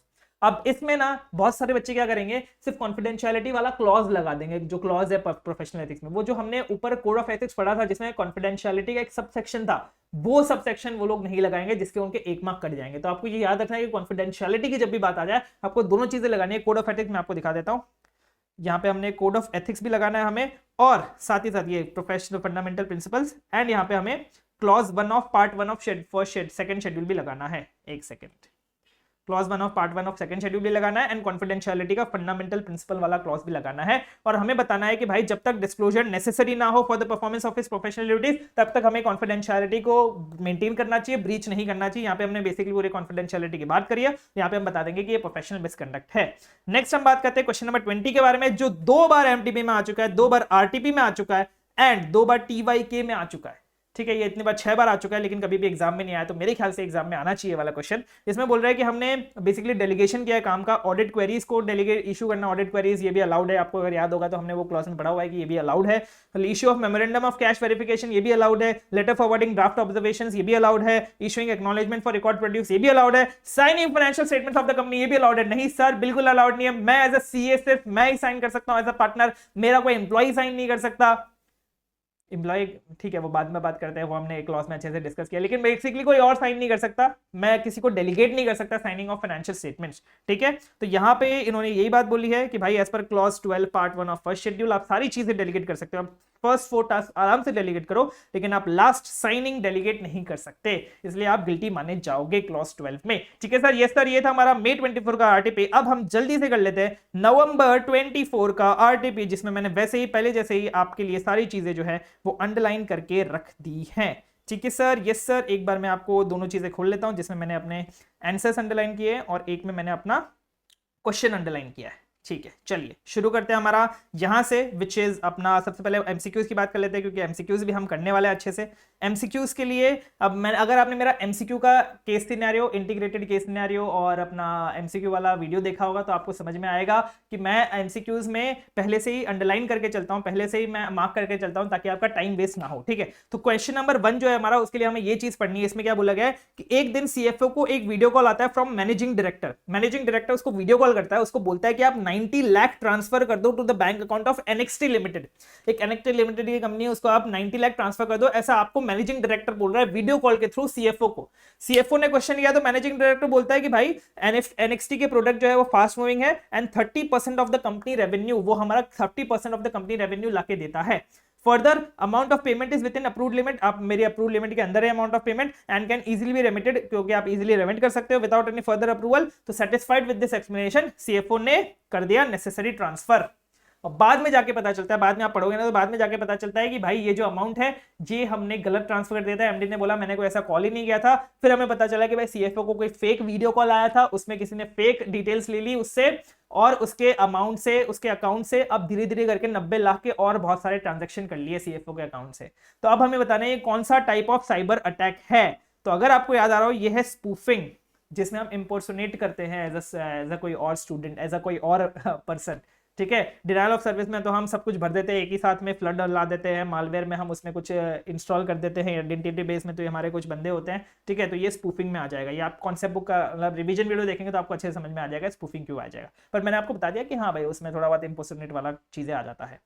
अब एंगेजमेंट पार्टनर बोलता है confused as to whether the audit report would be impacted by the cyber attack instance, what is appropriate reporting implication. अब ये बोल रहा है कि जो साइबर अटैक हमने अभी देखा ना, इससे क्या हमारे रिपोर्ट में कोई फर्क आएगा कि नहीं आएगा।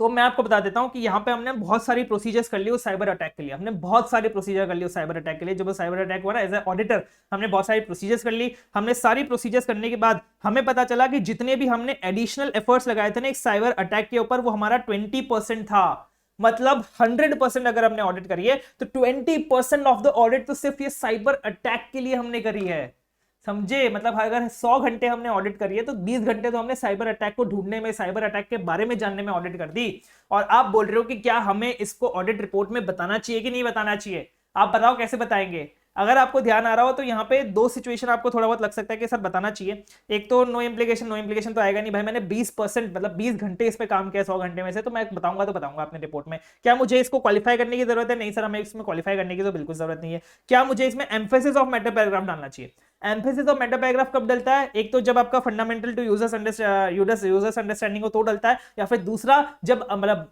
बेसिकली दो कंडीशन है, एक तो आपका फंडामेंटल टू यूजर्स अंडरस्टैंडिंग होना चाहिए एंड दूसरा ये फाइनेंशियल स्टेटमेंट्स में भी डिस्क्लोज होना चाहिए। यहाँ पे कहीं नहीं लिखा कि भाई उन्होंने फाइनेंशियल स्टेटमेंट में ऐसा कुछ डिस्क्लोज कर दिया कि भाई हमने साइबर अटैक डाला था, वो साइबर अटैक ऐसा ऐसा हो गया, वैसा वैसा कहीं फाइनेंशियल स्टेटमेंट में नहीं आया।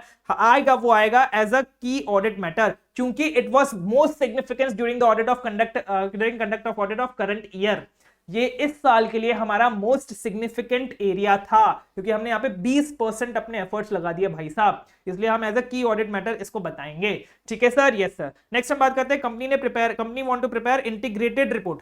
हाँ, अब ये है आपका नया पॉइंट जो आपको कॉन्सेप्ट बुक में आईसीए के मॉडल में कहीं नहीं मिलेगा। ये बोल रहा है कि आपको एक इंटीग्रेटेड रिपोर्ट बनानी है। अभी इंटीग्रेटेड रिपोर्ट कौन बनाएगा? यहाँ पे आपको थोड़ा बीएसआर बीआरएसआर लगेगा कि भाई इंटीग्रेटेड रिपोर्ट बनानी है, लिस्टेड कंपनी के लिए मैंडेटरी है। यहाँ पे टॉप 1000 लिखा है, टॉप 1000 लिखा है, टॉप 1000 लिखा है, तो यहाँ पे आपको सबको बीएसआर लगेगा, बीआरएसआर लगेगा कि यहाँ पे सर बीआरएसआर के हिसाब से टॉप 1000 लिस्टेड है company as per market capitalisation, उनको रिपोर्ट बनानी है। ठीक है, लेकिन ये आंसर गलत है, क्योंकि यहाँ पे इंटीग्रेटेड रिपोर्ट बोला है, यहाँ पे बीआरएसआर रिपोर्ट नहीं बोला है। तो बीआरएसआर रिपोर्ट और इंटीग्रेटेड रिपोर्ट दोनों डिफरेंट है। इंटीग्रेटेड रिपोर्ट के लिए जो क्राइटेरिया है वो ये है कि integrated report is voluntary for top 5000 listed entities.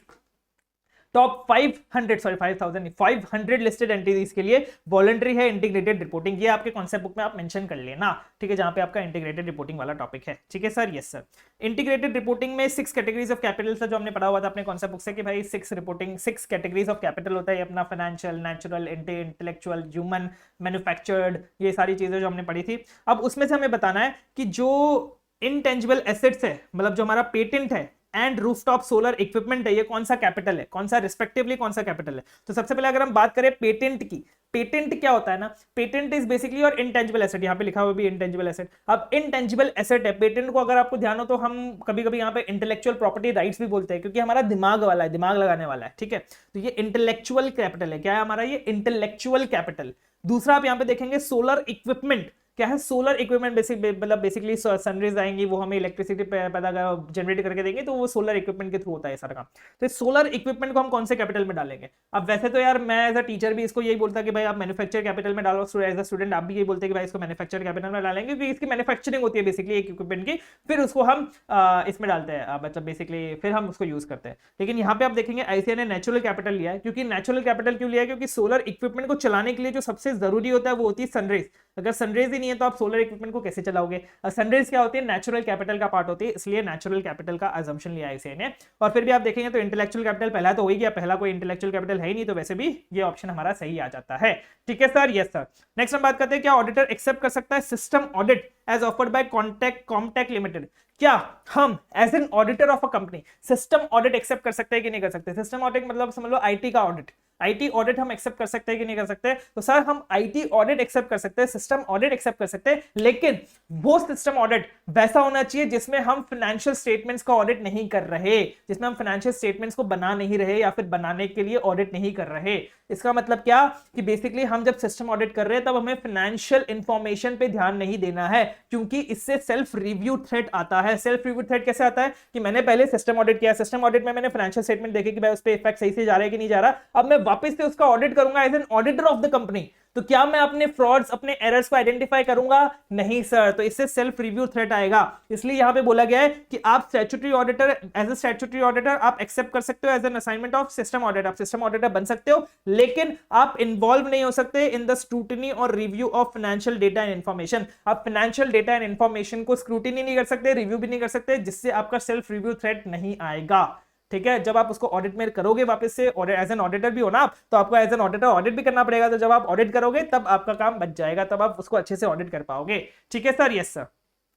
Next हम बात करते हैं सीए विजय ने क्वालिफाई किया सीए नवंबर 22 में, and since he has enough time, उसको बहुत ज्यादा टाइम था तो उसने अदर एक्टिविटीज में भी अपना टाइम डिवोट करना शुरू कर दिया, उसने 4 चीजें करना शुरू कर दिया। बताओ कौन से के लिए हमें जनरल परमिशन लेनी है, कौन से के लिए स्पेशल परमिशन लेनी है? Part time tutorship under coaching organisation of institute, ऐसे है कोई पार्ट टाइम ट्यूटरशिप कर रहे हो चलेगा। Editorship of journals other than professional journals, नहीं भाई प्रोफेशनल जर्नल्स के आप एडिटरशिप कर सकते हो, जनरल परमिशन में स्पेसिफिक परमिशन चाहिए होता है एडिटरशिप ऑफ जर्नल्स के लिए। नेक्स्ट आता है acting as recovery consultant in banking sector, ये भी आपका जनरल परमिशन में अलाउड है, मतलब बेसिकली लिस्ट है वो आपको याद रहेगी, तो आप ये वाला एमसीक्यू सॉल्व कर लोगे। Owning agricultural land and carrying out agriculture, agriculture से रिलेटेड कुछ भी करो, जनरल परमिशन है, तो स्पेसिफिक परमिशन सिर्फ आपको इसके लिए लेनी पड़ेगी। Special and prior permission is required for editorship of journals other than professional journals. Next हम बात करते हैं सीएआरके जो है वो ऑडिटर है सिप्रा लिमिटेड का, जिसने रिजाइन कर दिया अपने पोस्ट के लिए ड्यू टू पर्सनल रीजंस, और सीएएसपी आया। अब सीएएसपी बोल रहा है कि क्या कंक्लूजन, जब मैं ऑडिट रिपोर्ट बना रहा हूं तो मुझे सीएआरके के रेजिग्नेशन के बारे में बताना है कारो के 2020 में। ये तो बहुत इजी एमसीक्यू था, हाँ भाई बताना है आपको, क्लॉज नंबर हमारा 18 में आपको बताना पड़ेगा कि क्या कोई ऑडिटर रिजाइन करके गया था, और अगर हाँ करके गया था तो उसके क्या रीजन से वो रिजाइन करके गया था।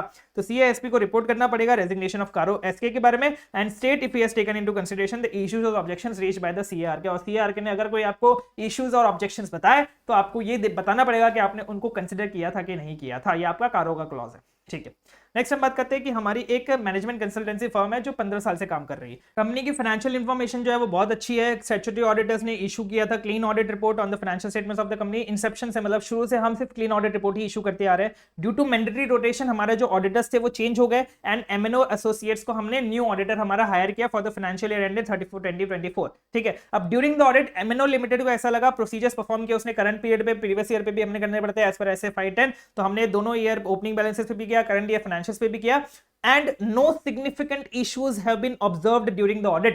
मतलब पिछले साल का ऑडिट, मतलब पिछले जो ओपनिंग बैलेंसेस है उसमें हमें कोई सिग्निफिकेंट इशू नहीं मिला, एंड हम चाहते हैं कि हम एक अदर मैटर पैराग्राफ इंक्लूड करें जिसमें हम ये बताएं कि हमारा previous year auditor, previous year जो फाइनेंशियल स्टेटमेंट था वो किसी और ऑडिटर ने ऑडिट किया था, हमने ऑडिट नहीं किया था। ठीक है, ऑडिटेड बाय डिफरेंट ऑडिटर। तो मैनेजमेंट ने बोला कि भाई ऐसा ओपिनियन देने की, ऐसा अदर मैटर पैराग्राफ डालने की जरूरत ही नहीं है, आपने चेक कर लिया ना, आपको कुछ नहीं मिला ना, आप क्लीन ऑडिट रिपोर्ट इशू करने वाले हो ना, पिछले साल भी क्लीन ऑडिट रिपोर्ट इशू हुई थी ना, तो आपको ये सारी चीजों को ध्यान में रखते हुए अदर मैटर पैराग्राफ देने की जरूरत नहीं है। तो हमें मैनेजमेंट को बताना पड़ेगा कि भाई हमारी मैंडेटरी रिक्वायरमेंट है, हमें मतलब ऑडिटर इज करेक्ट, हमें इन एसेस हमें बोला गया है कि हमें अदर मैटर पैराग्राफ इंक्लूड करना पड़ता है अगर लास्ट ईयर का फाइनेंशियल स्टेटमेंट्स किसी और ऑडिटर ने ऑडिट किया है तो।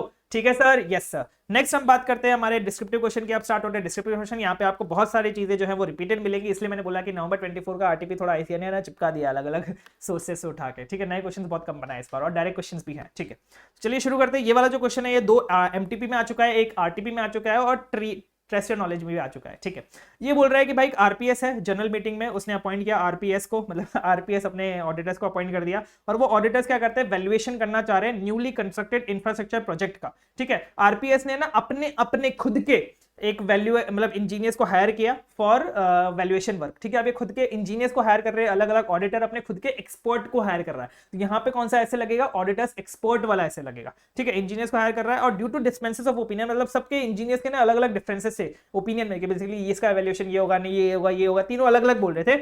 तो ईच जॉइंट ऑडिटर ने एडवाइस लिया अपने रिस्पेक्टिव इंजीनियर से, उसने अलग अलग इंजीनियर से एडवाइस ली। As a result significant discrepancies मतलब significant discrepancy found हुई in valuation reports provided by engineers, ठीक है, मतलब बहुत ज्यादा डिफरेंस था बहुत सबकी रिपोर्ट में. However, R agreed with the report provided by Mr. P's engineer. R बोल रहा है कि भाई P वाले की रिपोर्ट सही है, P के इंजीनियर ने रिपोर्ट बनाई वो सही है, लेकिन S बोल रहा है कि नहीं भाई ऐसा नहीं है, मेरे जो इंजीनियर रिपोर्ट बनाई वो सही है, P वाली सही नहीं है. ठीक है, आर ने बोला कि क्योंकि मैं और पी दोनों रिलाय कर रहे हैं, दोनों एग्री कर रहे हैं पी की रिपोर्ट के लिए, तो मेजॉरिटी के हिसाब से हमें पी की रिपोर्ट भेजनी चाहिए. और आर सोच रहा है यार इस सिचुएशन में मुझे क्या करना चाहिए, सॉरी एस सोच रहा है कि मुझे इस सिचुएशन में क्या करना चाहिए, क्या मुझे इनके साथ जाना चाहिए या फिर क्या मैं अलग रिपोर्ट इश्यू कर सकता हूं या फिर नहीं कर सकता. S is in dilemma. तो अब हमें बताना है कि what will be the auditor's responsibility if report provided by mister P is later found to be faulty.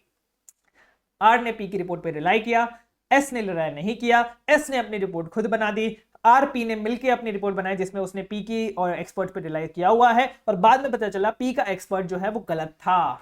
ठीक है, अब आप बोलोगे सर ऑडिटर एक्सपर्ट अगर गलत हुआ तो क्या वो रिस्पॉन्सिबिलिटी ऑडिटर की है? यस, ये रिस्पॉन्सिबिलिटी ऑडिटर की है. ये हमने पढ़ा हुआ है हमारे एसए में, जो मैं आपको बताता हूं अभी, एसए 620 में हमने पढ़ा हुआ है ये, using the work of another auditor, कि हमारी एज एन ऑडिटर हमारी रिस्पॉन्सिबिलिटी होती है जो हम ओपिनियन एक्सप्रेस करते हैं. अगर हम ऑडिटर्स के एक्सपर्ट का यूज ले रहे हैं तो ये रिस्पॉन्सिबिलिटी रिड्यूस नहीं होती है, क्योंकि हमारा काम होता है जिसमें हम इवेल्युएट करते हैं adequacy of the auditors expert work. Auditor के एक्सपर्ट के वर्क की एडिक्वेसी को इवेल्युएट करना हमारा काम है. ठीक है, हमें देखना पड़ता है कि उसने सही से काम किया है कि नहीं किया है. ठीक है, duty of mister RPS before issue using the valuation report provided by engineer to ensure relevance and reasonableness of assumptions and methods use. मतलब हमें चेक करना पड़ता है कि उन्होंने जो असम्पशंस यूज किए हैं, जो मेथड्स यूज की हैं एक्सपर्ट्स ने, वो सही यूज किए हैं, वो रीजनेबल है और रेलेवेंट है या नहीं है. मतलब बेसिकली ये बोलना चाह रहा है कि भाई आपकी रिस्पॉन्सिबिलिटी है, आपका एक्सपर्ट है तो आपकी रिस्पॉन्सिबिलिटी, आप उस पर रिस्पॉन्सिबिलिटी नहीं डाल सकते हो. ठीक है, इसलिए यहां पे आर एन पी जिन्होंने पी के एक्सपर्ट पे रिलाई किया था और सेम रिपोर्ट प्रोवाइड करी थी, वो ग्रॉसली नेग्लिजेंट के केस में अंदर हो जाएंगे. अंदर मतलब बेसिकली वो ग्रॉसली नेग्लिजेंट में गिल्टी हो जाएंगे. And S will not B liable for guilty, क्योंकि उसने अलग से रिपोर्ट इशू करी थी जो उसकी रिपोर्ट सही निकली है. ठीक है, यस सर. नेक्स्ट हम बात करते हैं क्वेश्चन नंबर 10 के बारे में. क्वेश्चन नंबर 10 हमारा आया हुआ है 3 एमटीपी में, 2 आरटीपी में, 2 टीवाईके में, लेकिन अभी तक क्वेश्चन एग्जाम में नहीं आया हुआ. ठीक है, ये बोल रहा है कि आप हो इंटरनल ऑडिटर कंपनी के, आप जब इंटरनल कंट्रोल रिव्यू कर रहे थे तो आपने देखा जो हेड ऑफ प्रोक्योरमेंट है मिस्टर अमित, उसके पास कंप्लीट कंट्रोल है परचेजिंग का, गुड्स को रिसीव करने का, पेमेंट्स को अप्रूव करने का, उसके एक्शंस को रिव्यू भी नहीं करता. समझ रहे हो कितनी बड़ी बात है कि भाई आप इतने बड़े पैमाने पे काम कर रहे हो, मतलब इतना बड़े स्केल पे काम कर रहे हो, लेकिन आपका कोई ऑपरेशन रिव्यू नहीं कर रहा. दूसरा, कंपनी का स्टार्ट है वो उसी काम पे, उसी रोल में, मतलब जो बेसिकली आपका एक रोल होता है ना, जैसे परचेज मैनेजर, सेल्स मैनेजर, उसी रोल में आप काम कर रहे हो for 5 years without any rotation. आप जॉब रोटेशन नहीं कर रहे हो. और जो फाइनेंस मैनेजर है mister Sachin in particular has never had his duties rotated since joining the company. हमारा जो परचेज मैनेजर, फाइनेंस मैनेजर है, उसकी तो ड्यूटी कभी रोटेट ही नहीं हुई. मतलब यहाँ पे जॉब रोटेशन का खतरा है, जॉब रोटेशन हमने नहीं किया है, यहाँ पे कोई इसके काम को रिव्यू नहीं कर रहा है. और जो स्टोर मैनेजर है mister Gupta, who is responsible for maintaining the inventory, also keeps the inventory record. वाह, आप इन्वेंट्री खुद ही मेंटेन कर रहे हो, वेयर हाउस बन के, वेयर हाउस कीपर बन के, और खुद ही इन्वेंट्री रिकॉर्ड्स भी कर रहे हो, मतलब मेंटेन कर रहे हो. तो आप खुद इन्वेंट्री को चोरी कर लो, रिकॉर्ड्स में लिख दो कि हाँ ये इन्वेंट्री यहाँ पे चली गई. ठीक है, ऐसा भी आप नहीं कर सकते, आपने सेपरेशन नहीं रखा है जो अपने अकाउंटिंग फंक्शन है और जो हमारा रिकॉर्ड कीपिंग फंक्शन है उससे. ठीक है, अब यहाँ पे हमें बताना है briefly discuss the general conditions pertaining to internal check system to be insured by you as an auditor. General conditions हमें बतानी है, हमने पढ़ा हुआ है आरएआईसी चैप्टर में, जिसमें हमें जनरल कंडीशंस बतानी है क्या क्या है, एंड हमें ये बताना है कि क्या जनरल कंडीशंस यहाँ पे वायलेट हुई थी या नहीं हुई थी. ऑब्वियसली सर बहुत सारी जनरल कंडीशन वायलेट हो चुकी है. जनरल कंडीशन हमने ऑलरेडी अपने कॉन्सेप्ट बुक में पढ़ा हुआ है कि भाई कोई भी सिंगल पर्सन के बाद कंप्लीट कंट्रोल नहीं होना चाहिए. हमने पहले वाले टॉपिक में ही देख लिया कि उसने इसको वो कर दिया, वायलेट कर दिया. किसने? हमारे जो डायरेक्टर है उसने वायलेट कर दिया, जो हमारा मैनेजर है, कि भाई उसने सारे कंप्लीट कंट्रोल लेता है उसका, इशूइंग इनवॉइसेस में भी, पेमेंट्स में भी, अप्रूवल ऑफ पेमेंट्स में भी, उसका काम कोई रिव्यू नहीं करता. तो ये वाला वहां पे हमारा वायलेशन हो गया. Staff duties to be rotated from time to time, ये हमारा सेकंड वायलेशन था. हमने ये नहीं देखा कि भाई स्टाफ ड्यूटीज रोटेट नहीं हो रही थी, 5 साल से रोटेट नहीं हुई थी. और फाइनेंस मैनेजर की तो भाई बचपन से रोटेट नहीं हुई थी, जब से उसने कंपनी ज्वाइन करी है. एंड लास्ट में हम बात करते हैं, ये तो ठीक है, हमने सारा ये सब हमने डिस्कस किया हुआ है. एंड तीसरा जो हमने ब्रीच किया वो ये था कि भाई हमारा for inventory taking the financial administrative power, यहां पे ये था कि हमने स्टोर मैनेजर को मेंटेन करने दिया inventory records while having custody of the inventory. Violates कौन सा प्रिंसिपल वॉयलेट करता है कि कस्टडी, जिसके पास भी फिजिकल कस्टडी है ना एसेट्स की, should not have access to accounting records. जिसके पास भी फिजिकल कस्टडी है एसेट्स की, उसके पास अकाउंटिंग रिकॉर्ड्स का एक्सेस नहीं होना चाहिए। ठीक है, यहां पे कहीं पे तो ये लिखा होगा, ये रहा, persons having physical custody of assets must not be permitted to have access to books of accounts. ठीक है, तो आपको बेसिकली ये पॉइंट से पूछ लिया आईसीएआई ने, और इन पॉइंट से उठा के एक एक पॉइंट का एक वॉल्यूशन भी डाल दिया। तो आपको ये भी याद रहना चाहिए, प्लस इसको कैसे अप्लाई करना है ये भी याद होना चाहिए, ये भी पता होना चाहिए। ठीक है, अब नेक्स्ट क्वेश्चन पे चलते हैं। Question number 11। क्वेश्चन नंबर 11 है हमारा गोइंग कंसर्न से रिलेटेड डायरेक्ट क्वेश्चन है। आप बोलोगे सर गोइंग कंसर्न का डायरेक्ट क्वेश्चन कैसे आ गया? आप यहाँ पे देखेंगे ना, यहाँ पे पूछा है what audit procedure should be followed by CAM considering the above circumstances as per SA 570। मतलब बेसिकली यहाँ पे कुछ तो गड़बड़ चल रही है, कंपनी को कोई लोन नहीं दे रहा है, कंपनी रिपेमेंट नहीं कर पा रही है, सारी सिचुएशन है आपको मतलब बेसिकली इवेंट्स एंड कंडीशंस पता चलती है। तो उसमें आप क्या प्रोसीजर्स परफॉर्म करते हो, डायरेक्ट तो क्वेश्चन है क्या प्रोसीजर्स परफॉर्म करते हो इफ डूइंग, और अगर आपको पता चलता है if use of going concern basis of accounting is appropriate, लेकिन कोई मटेरियल अनसर्टेनिटी एग्जिस्ट करती है, and adequate disclosure of material uncertainty is made in the financial statements. दो क्वेश्चन है, एक तो प्रोसीजर्स बताओ, एक ये बताओ कि गोइंग कंसर्न एप्रोप्रिएट है लेकिन मटेरियल अनसर्टेनिटी है, और ये मटेरियल अनसर्टेनिटी को हमने एडिक्वेटली डिस्क्लोज किया हुआ है। तो आपको याद आ रहा होगा, हम यहाँ पे डालेंगे material uncertainty related to going concern para unmodified opinion देके। ये हमने कॉन्सेप्ट बुक में अच्छे से डिस्कस किया हुआ है, और प्रोसीजर्स तो हमने डायरेक्टली डिस्कस किया हुआ है। मैं आपको बता देता हूँ क्या क्या प्रोसीजर्स है। बेसिकली वही है कि भाई जब तक अगर मैनेजमेंट ने परफॉर्म नहीं किया असेसमेंट, तो उनको बोलो परफॉर्म करे, कैश फ्यूचर प्लान्स देखे मैनेजमेंट का, कैश फ्लो देखे, फिर कोई एडिशनल इफेक्ट्स एंड इन्फॉर्मेशन आई कि नहीं वो देखेंगे, रिटर्न रिप्रेजेंटेशन रिक्वेस्ट करेंगे, और ये सारे। अब ये वाला पॉइंट अपन नहीं लिखते एज अ स्टूडेंट, ये वाला पॉइंट तो मैं नहीं लिख के आता। ठीक है, फिर मैं लिखता ये वाला कि भाई अगर मतलब बेसिकली मटेरियल सर्टेनिटी है और उसको एडिक्वेटली डिस्क्लोज किया हुआ है, तो मैं ये वाला पैराग्राफ डाल दूंगा, इसमें अटेंशन लाऊंगा फाइनेंशियल स्टेटमेंट्स में, मतलब जो नोट है उस पे, एंड दूसरा ये बता दूंगा कि भाई ये मटेरियल अनसर्टेनिटी कास्ट करते हैं। ठीक है, ये वाला पॉइंट क्या बोल रहा है ना, ये वाला पॉइंट ये बोल रहा है कि हमें उस पर्टिकुलर सिचुएशन में, जो हमने बहुत सारे अलग अलग सिचुएशंस देखे, इन पर्टिकुलर सिचुएशन में हमें क्या क्या चीजों को एनालाइज करना चाहिए। ठीक है, ये यहाँ पे हम नहीं लिखते एज ए स्टूडेंट, लेकिन हमें अब लिखना पड़ेगा। सिर्फ डायरेक्टली सिर्फ इतना लिखने से नहीं चलेगा। ठीक है, सिर्फ मार्क्स के हिसाब से जो पूछा है उसके हिसाब से लिखने से नहीं चलेगा। आपको थोड़ा और दिमाग लगा के जो भी चीजें आपको लगता है लिखनी चाहिए वो सारी चीजें आपको लिखनी पड़ेंगी। फिर भी ऐसा हो सकता है कि आपके बहुत सारी चीजें छूट जाए, क्योंकि ऐसे अब सजेस्टेड आंसर को बहुत फ्लफी बना रहा है। ठीक है, बहुत सारी चीजें इररिलेवेंट चीजें, बहुत दिमाग लगाने वाली, खुद से लिखने वाली चीजें वो ऐड कर रहा है, जिसको हम नहीं कुछ भी नहीं कर सकते। उसका जितना दिमाग में आया उतना लिख दो। ठीक है, यस सर, उसके लिए आप टेंशन मत लो यार, ये सबके साथ होता है। मैं बता रहा हूँ एज ए रैंकर मैं भी ये सारी चीजें नहीं लिखता, जो भी मैं आपको बता रहा हूँ कि मैं नहीं लिखने वाला था। ठीक है, यस सर। नेक्स्ट हम बात करते हैं, ये आया हुआ है हमारा इलस्ट्रेशन है ऐसे मॉड्यूल का, और 2 आरटीपी में भी आया हुआ है, प्रीवियस ईयर क्वेश्चन, मतलब कभी भी मेन एग्जाम में नहीं आया हुआ है। यहाँ पे एक्सट्रैक्ट दिया गया है, ट्रेड रिसीवेबल बताया गया 225 करोड़ का, प्रोविजन बताया गया 50 का, रॉ मटेरियल 180 है, हमारा फिनिश गुड्स 250 का, एंड टोटल एसेट्स हमारे 950 के। इसमें बोल रहा है कि विद रिस्पेक्ट टू डेटर्स, जो डेटर्स थे हमारे 175 करोड़ के, इसमें थोड़ा कैलकुलेशन किया कि 175 करोड़ ओवर 950 करोड़ हमारा आता है 18.4%। मतलब 18.4% ऑफ द एसेट्स का हमें कोई बैलेंस कंफर्मेशन नहीं मिला है। ठीक है, फर्दर हमें डिफॉल्ट से पेमेंट्स ऑब्लिगेशंस, मतलब डायरेक्ट डेटर्स जो है हम पेमेंट भी नहीं कर रहे हैं, जिसकी वजह से हमने क्या 50 करोड़ का एक प्रोविजन बनाया हुआ है। अब ये 50 करोड़ का प्रोविजन हमने किस बेसिस पे बनाया है, जो भी मोर देन 36 मंथ से ओल्डर जो भी हमारे ड्यूज थे उसका हमने प्रोविजन बनाया। और एज एन ऑडिट टीम मुझे ये खतरनाक लग रहा है, मुझे ये सही नहीं लग रहा है। ठीक है, ऑडिट टीम सोचती है कि भाई ये जो प्रोविजन है वो इनएडिक्वेट है, आपको और प्रोविजन बनाना चाहिए। आप 3 साल के पुराने प्रोविजन नहीं बना सकते हो, आपको और नए नए प्रोविजन बनाने पड़ेंगे।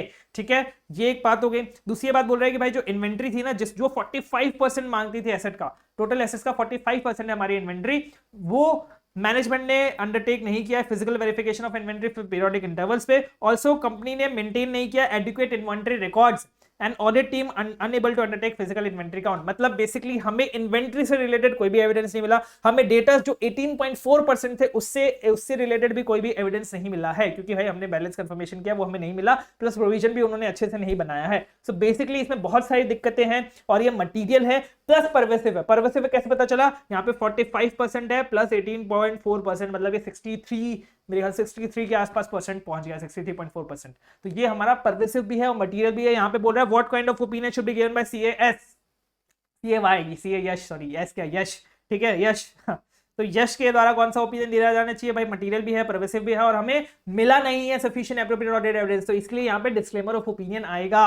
ठीक है, Yash to get disclaimer of opinion. और हमें यहाँ पे बोला है क्या कुछ बनाने के लिए, paragraph what kind of opinion should be given bye CA Yash in this situation, draft a suitable opinion basis of opinion paragraph. यहाँ पे बोला है तो हमने ड्राफ्ट भी कर दिया है। अब आपको क्या करना है ना, यहाँ पे सारे ले लो, मतलब एक तो आप डिस्क्लेमर वाला ले लो, मतलब disclaimer basis for disclaimer, adverse basis for adverse, and अपना क्वालिफाइड बेसिस फॉर क्वालिफाइड, एक अपना नॉर्मल जो ओपिनियन सेक्शन आता है बेसिस फॉर ओपिनियन, एक अपना एम्फेसिस ऑन मेटा पैराग्राफ, एक अदर मेटा पैराग्राफ, एक material uncertainty related to going concern. ये 4-5 जितने भी पैराग्राफ वाले हैं ना, सारे पैराग्राफ एक क्वेश्चन देख लो, सब एक पैराग्राफ का, एक हर एक ओपिनियन का, ताकि आपको याद रहे कि भाई हमें शुरू कैसे करना है। ठीक है, हमें शुरू कैसे करना है, कैसे उस पैराग्राफ को ड्राफ्ट करना है, क्योंकि हर सिचुएशन में ये पैराग्राफ बदलेगा, राइट। तो आपको वो लिस्ट ले लो एक पैराग्राफ की कि भाई ये पैराग्राफ है, इसमें ऐसे ऐसे शुरू किया गया है हर पैराग्राफ में, तो मुझे भी ऐसे शुरू करना है जब भी आंसर ड्राफ्ट का आ जाए, क्योंकि ड्राफ्ट का आंसर आने के बहुत ज्यादा चांसेस है एक ना एक क्वेश्चन के। तो ठीक है, यस सर। नेक्स्ट हम बात करते हैं क्वेश्चन नंबर 13 के बारे में। क्वेश्चन नंबर 13 क्या है, डायरेक्ट क्वेश्चन है, एक बार एमटीपी में आया हुआ है, वो भी अप्रैल 18 की एमटीपी में आया हुआ है, प्रोस्पेक्टिव फाइनेंशियल इंफॉर्मेशन के बारे में।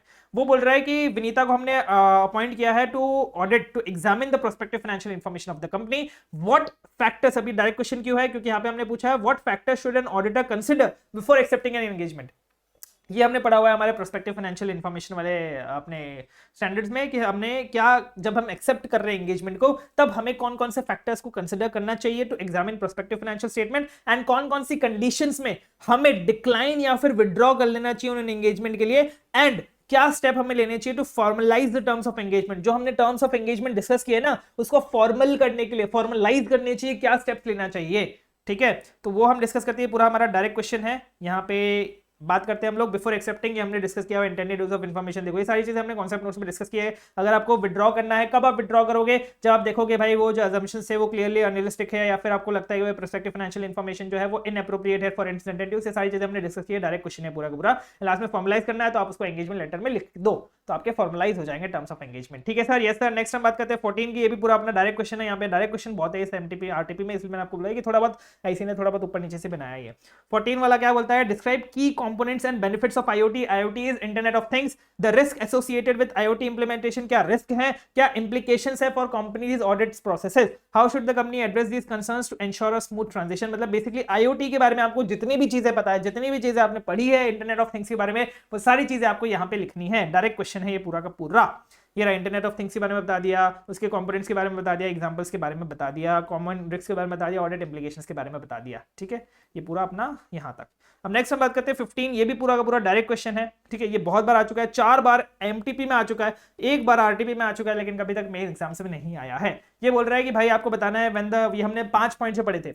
एक है भाई कंपोनेंट का अकाउंटिंग फ्रेमवर्क डिफरेंट है, कंपोनेंट का फ्रेमवर्क ऑडिटिंग फ्रेमवर्क डिफरेंट है, फाइनेंशियल स्टेटमेंट्स जो है वो अनऑडिटेड है वन और मोर कंपोनेंट्स के, या फिर कंपोनेंट्स हमारे बेसिकली हम ऑडिटर नहीं है उस कंपोनेंट्स के, या फिर हम ही ऑडिट कर रहे हैं सारे कंपोनेंट्स का। तो क्या क्या ये सारी सिचुएशंस थी, तो उसमें हमें क्या क्या कैसे रिपोर्टिंग करनी है, क्या रिपोर्टिंग रिक्वायरमेंट्स है, ये डायरेक्ट क्वेश्चन है हमारा। ये डायरेक्ट क्वेश्चन जितना भी आपको उस पर्टिकुलर पॉइंट में जितनी भी चीजें याद आ रही हो आपको सारी चीजें लिखनी है। जैसे ये पॉइंट हो गया हमारा, ये पूरा पॉइंट चलता ही जा रहा है, 2 पॉइंट हो गए, ये 3 पॉइंट हो गए, तो बेसिकली ये पूरा डायरेक्ट क्वेश्चन था। ये सब याद करने वाले होते हैं डायरेक्ट क्वेश्चन, जो आप डायरेक्टली कॉन्सेप्ट नोट से आपके सॉल्व हो जाएंगे। ठीक है, अगर आपको चाहिए तो आप क्वेश्चन बैंक ऑर्डर कर सकते हैं। नेक्स्ट हम बात करते हैं बैंक ऑडिट की। ये वाला जो पर्टिकुलर क्वेश्चन है आपका, एक एमटीपी, एक आरटीपी, एक टीवाईके में आया हुआ है। ये वाली जो हाईलाइटेड पीडीएफ है जिसमें मैं अभी हाईलाइट कर रहा हूँ, ये सारी चीजें आपको टेलीग्राम चैनल और अपने व्हाट्सएप चैनल पर मिल जाएंगी, उसकी लिंक आपको नीचे डिस्क्रिप्शन में मिल जाएंगी। ठीक है सर, यस सर।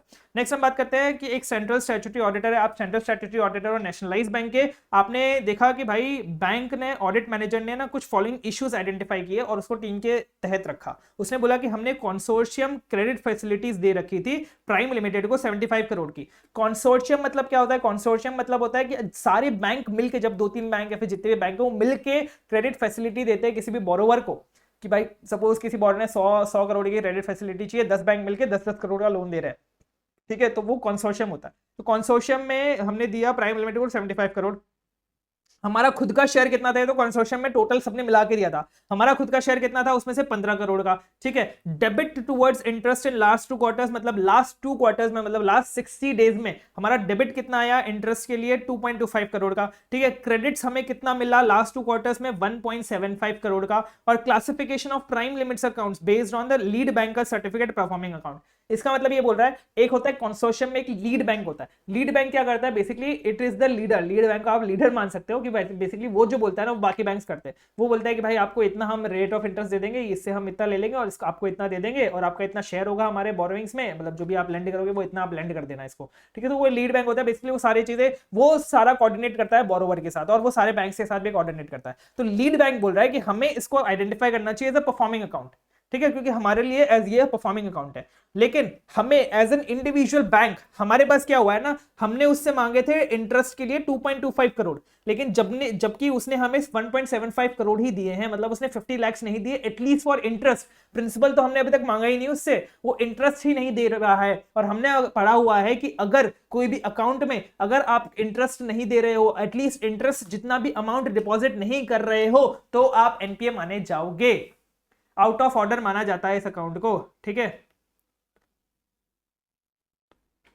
ठीक है। इसलिए ये एनपीए माना जाएगा क्योंकि इंटरेस्ट भी नहीं दे रहे हमें ये लोग। और दूसरा बात रही बात, इसने बोला है भाई कि हमसे लीड बैंक ने बोला है कि भाई परफॉर्मिंग अकाउंट मान लो, तो हमें लीड बैंक की बात नहीं माननी है। जब भी हमें एसेट को क्लासिफाई करना है तब हमें इंडिविजुअली अपना अकाउंट देखना है। अगर सपोज ये बोलता है नॉन परफॉर्मिंग अकाउंट है और यहाँ पे 2.5 करोड़ होता ना, तो हम इसको परफॉर्मिंग अकाउंट मानते हैं, क्योंकि हमारे पास तो इंटरेस्ट जितना चाहिए था उतना क्रेडिट हमारे पास आ गया है, ठीक है। तो हमें खुद का देखना है, हमें कंसोर्शियम से मतलब ही नहीं है, हमें खुद के अकाउंट के बारे में देखना है, खुद की रिकवरी के बारे में देखना है, ठीक है। बस यही बात मैं यहाँ पे बोली गई है पूरे जो आंसर है उसमें, कि भाई हमें सच केसेस में ईच बैंक में classify the account advance given to him by its own experience of recovery and other factors, मतलब खुद के एक्सपीरियंस ऑफ कितना रिकवरी हो रहा है कितना नहीं हो रहा है उसके हिसाब से आपको क्लासिफाई करना है। इसलिए यहाँ पे आपको एज एन एनपीएस को शो करना पड़ेगा, परफॉर्मिंग अकाउंट आप शो नहीं कर सकते। क्वेश्चन नंबर 17A की बात करते हैं। 17A वाला जो है वो डायरेक्ट क्वेश्चन है, 17B वाला जो है वो इनडायरेक्ट क्वेश्चन है। तो मैंने हर एक क्वेश्चन के हर एक पार्ट को भी डायरेक्ट इंडायरेक्ट में बाइफरकेट करके आपके क्वेश्चन बैंक में डाला है, ताकि ऐसा ना हो कि यार डायरेक्ट क्वेश्चन में आपका टाइम वेस्ट हो जाए, डायरेक्ट पार्ट था तो उसका टाइम वेस्ट हो जाए,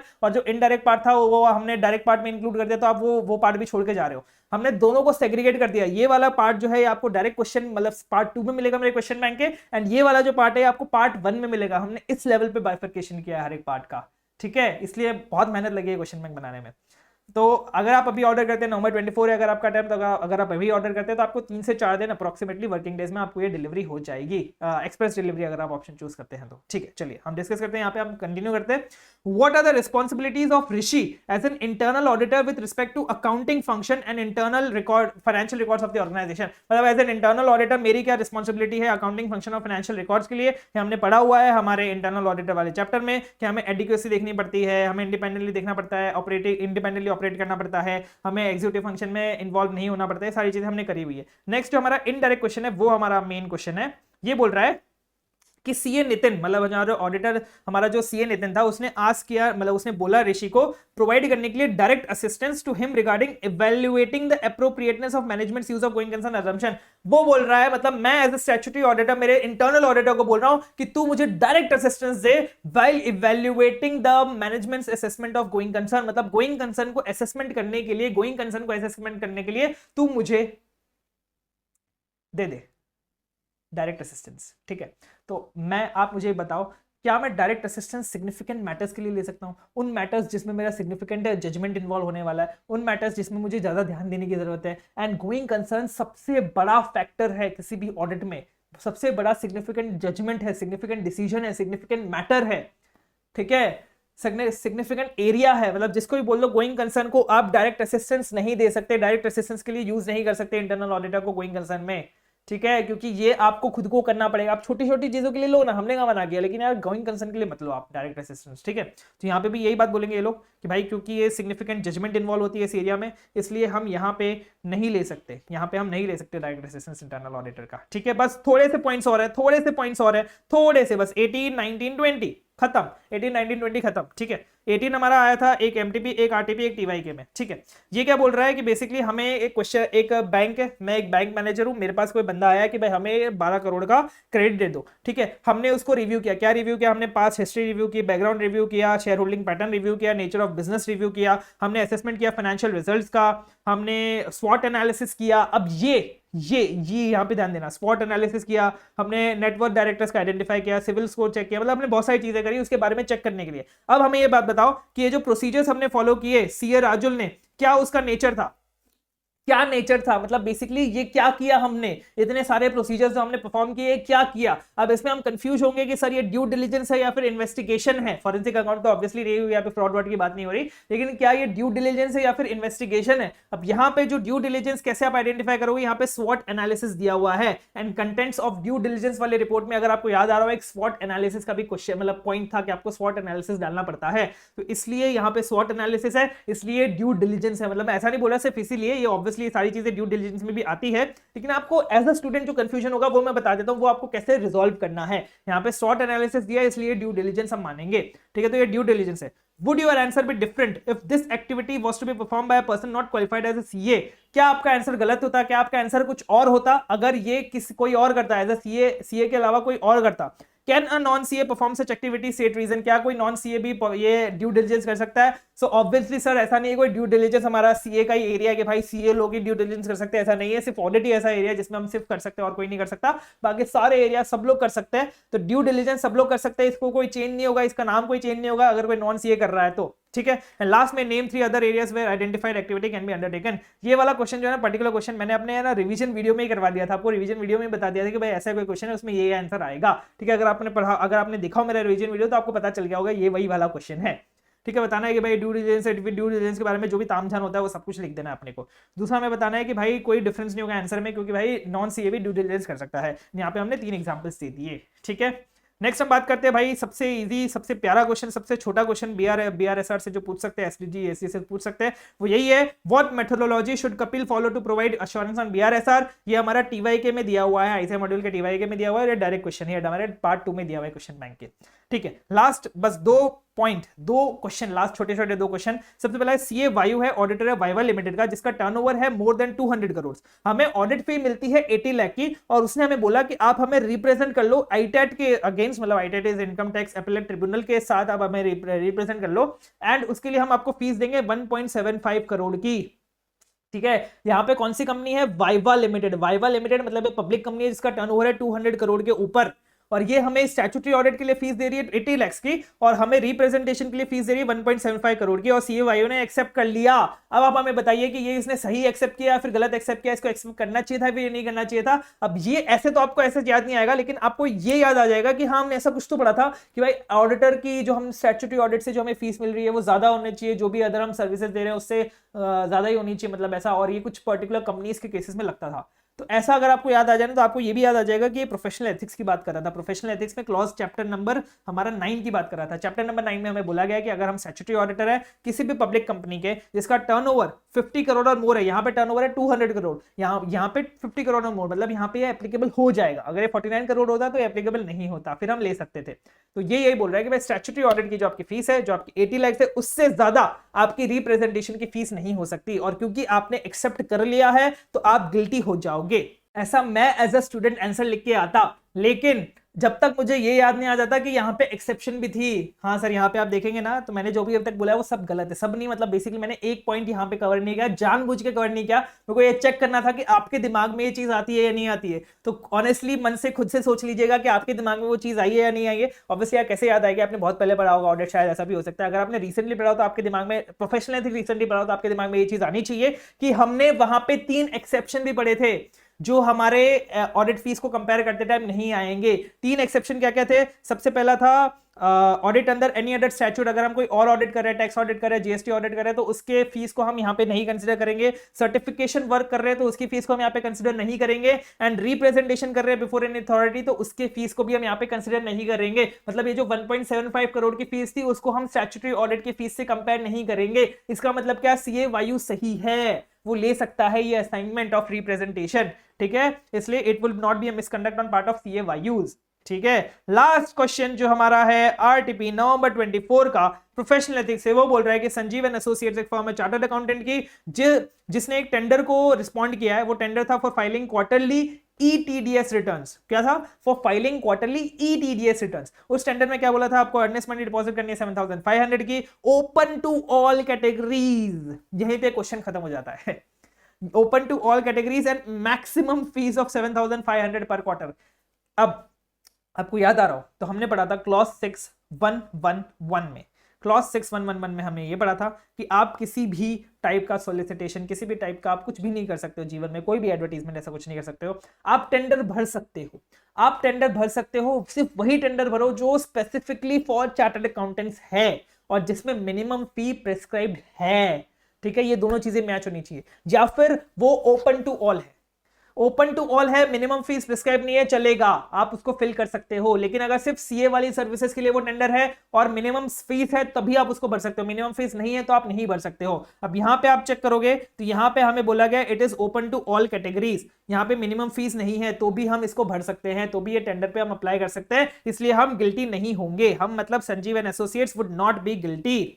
ठीक है, इसको हम रिस्पॉन्ड कर सकते हैं इस टेंडर को। यस सर, तो ये था हमारा दोनों आरटीपी जो मई 24 की थी और नवंबर 24 की थी। एकदम क्विकेस्ट वे में मैंने, आप जितना पॉसिबल था क्विकेस्ट वे मैंने करवाने की कोशिश करी है। आई होप आपको सारी चीजें, क्वेश्चन को कैसे अप्रोच करते मेन वो चीज है वो समझ में आ गई होगी। और भी अगर आप चाहेंगे तो मैं और भी वीडियोस लेके आ सकता हूं क्वेश्चन के अप्रोच के लिए, क्योंकि ये बहुत ज्यादा इंपॉर्टेंट है। या तो फिर भी हम कर लेंगे, लेकिन क्वेश्चन को कैसे अप्रोच करना है, क्या लिखना है, कैसे लिखना है, वो आइडेंटिफाई करना ज्यादा इंपॉर्टेंट है ऑडिट के सब्जेक्ट में फिलहाल नए सिलेबस के लिए। तो आई होप आपको अच्छे समझ में आ गया होगा। अगर आपको क्वेश्चन बैंक बाय करना है, नीचे एक्सप्रेस डिलीवरी में आपको 3 से 4 वर्किंग डेज में उसकी डिलीवरी मिल जाएगी, नीचे उसकी लिंक है, आप वहां पे जाके बाय कर सकते हैं।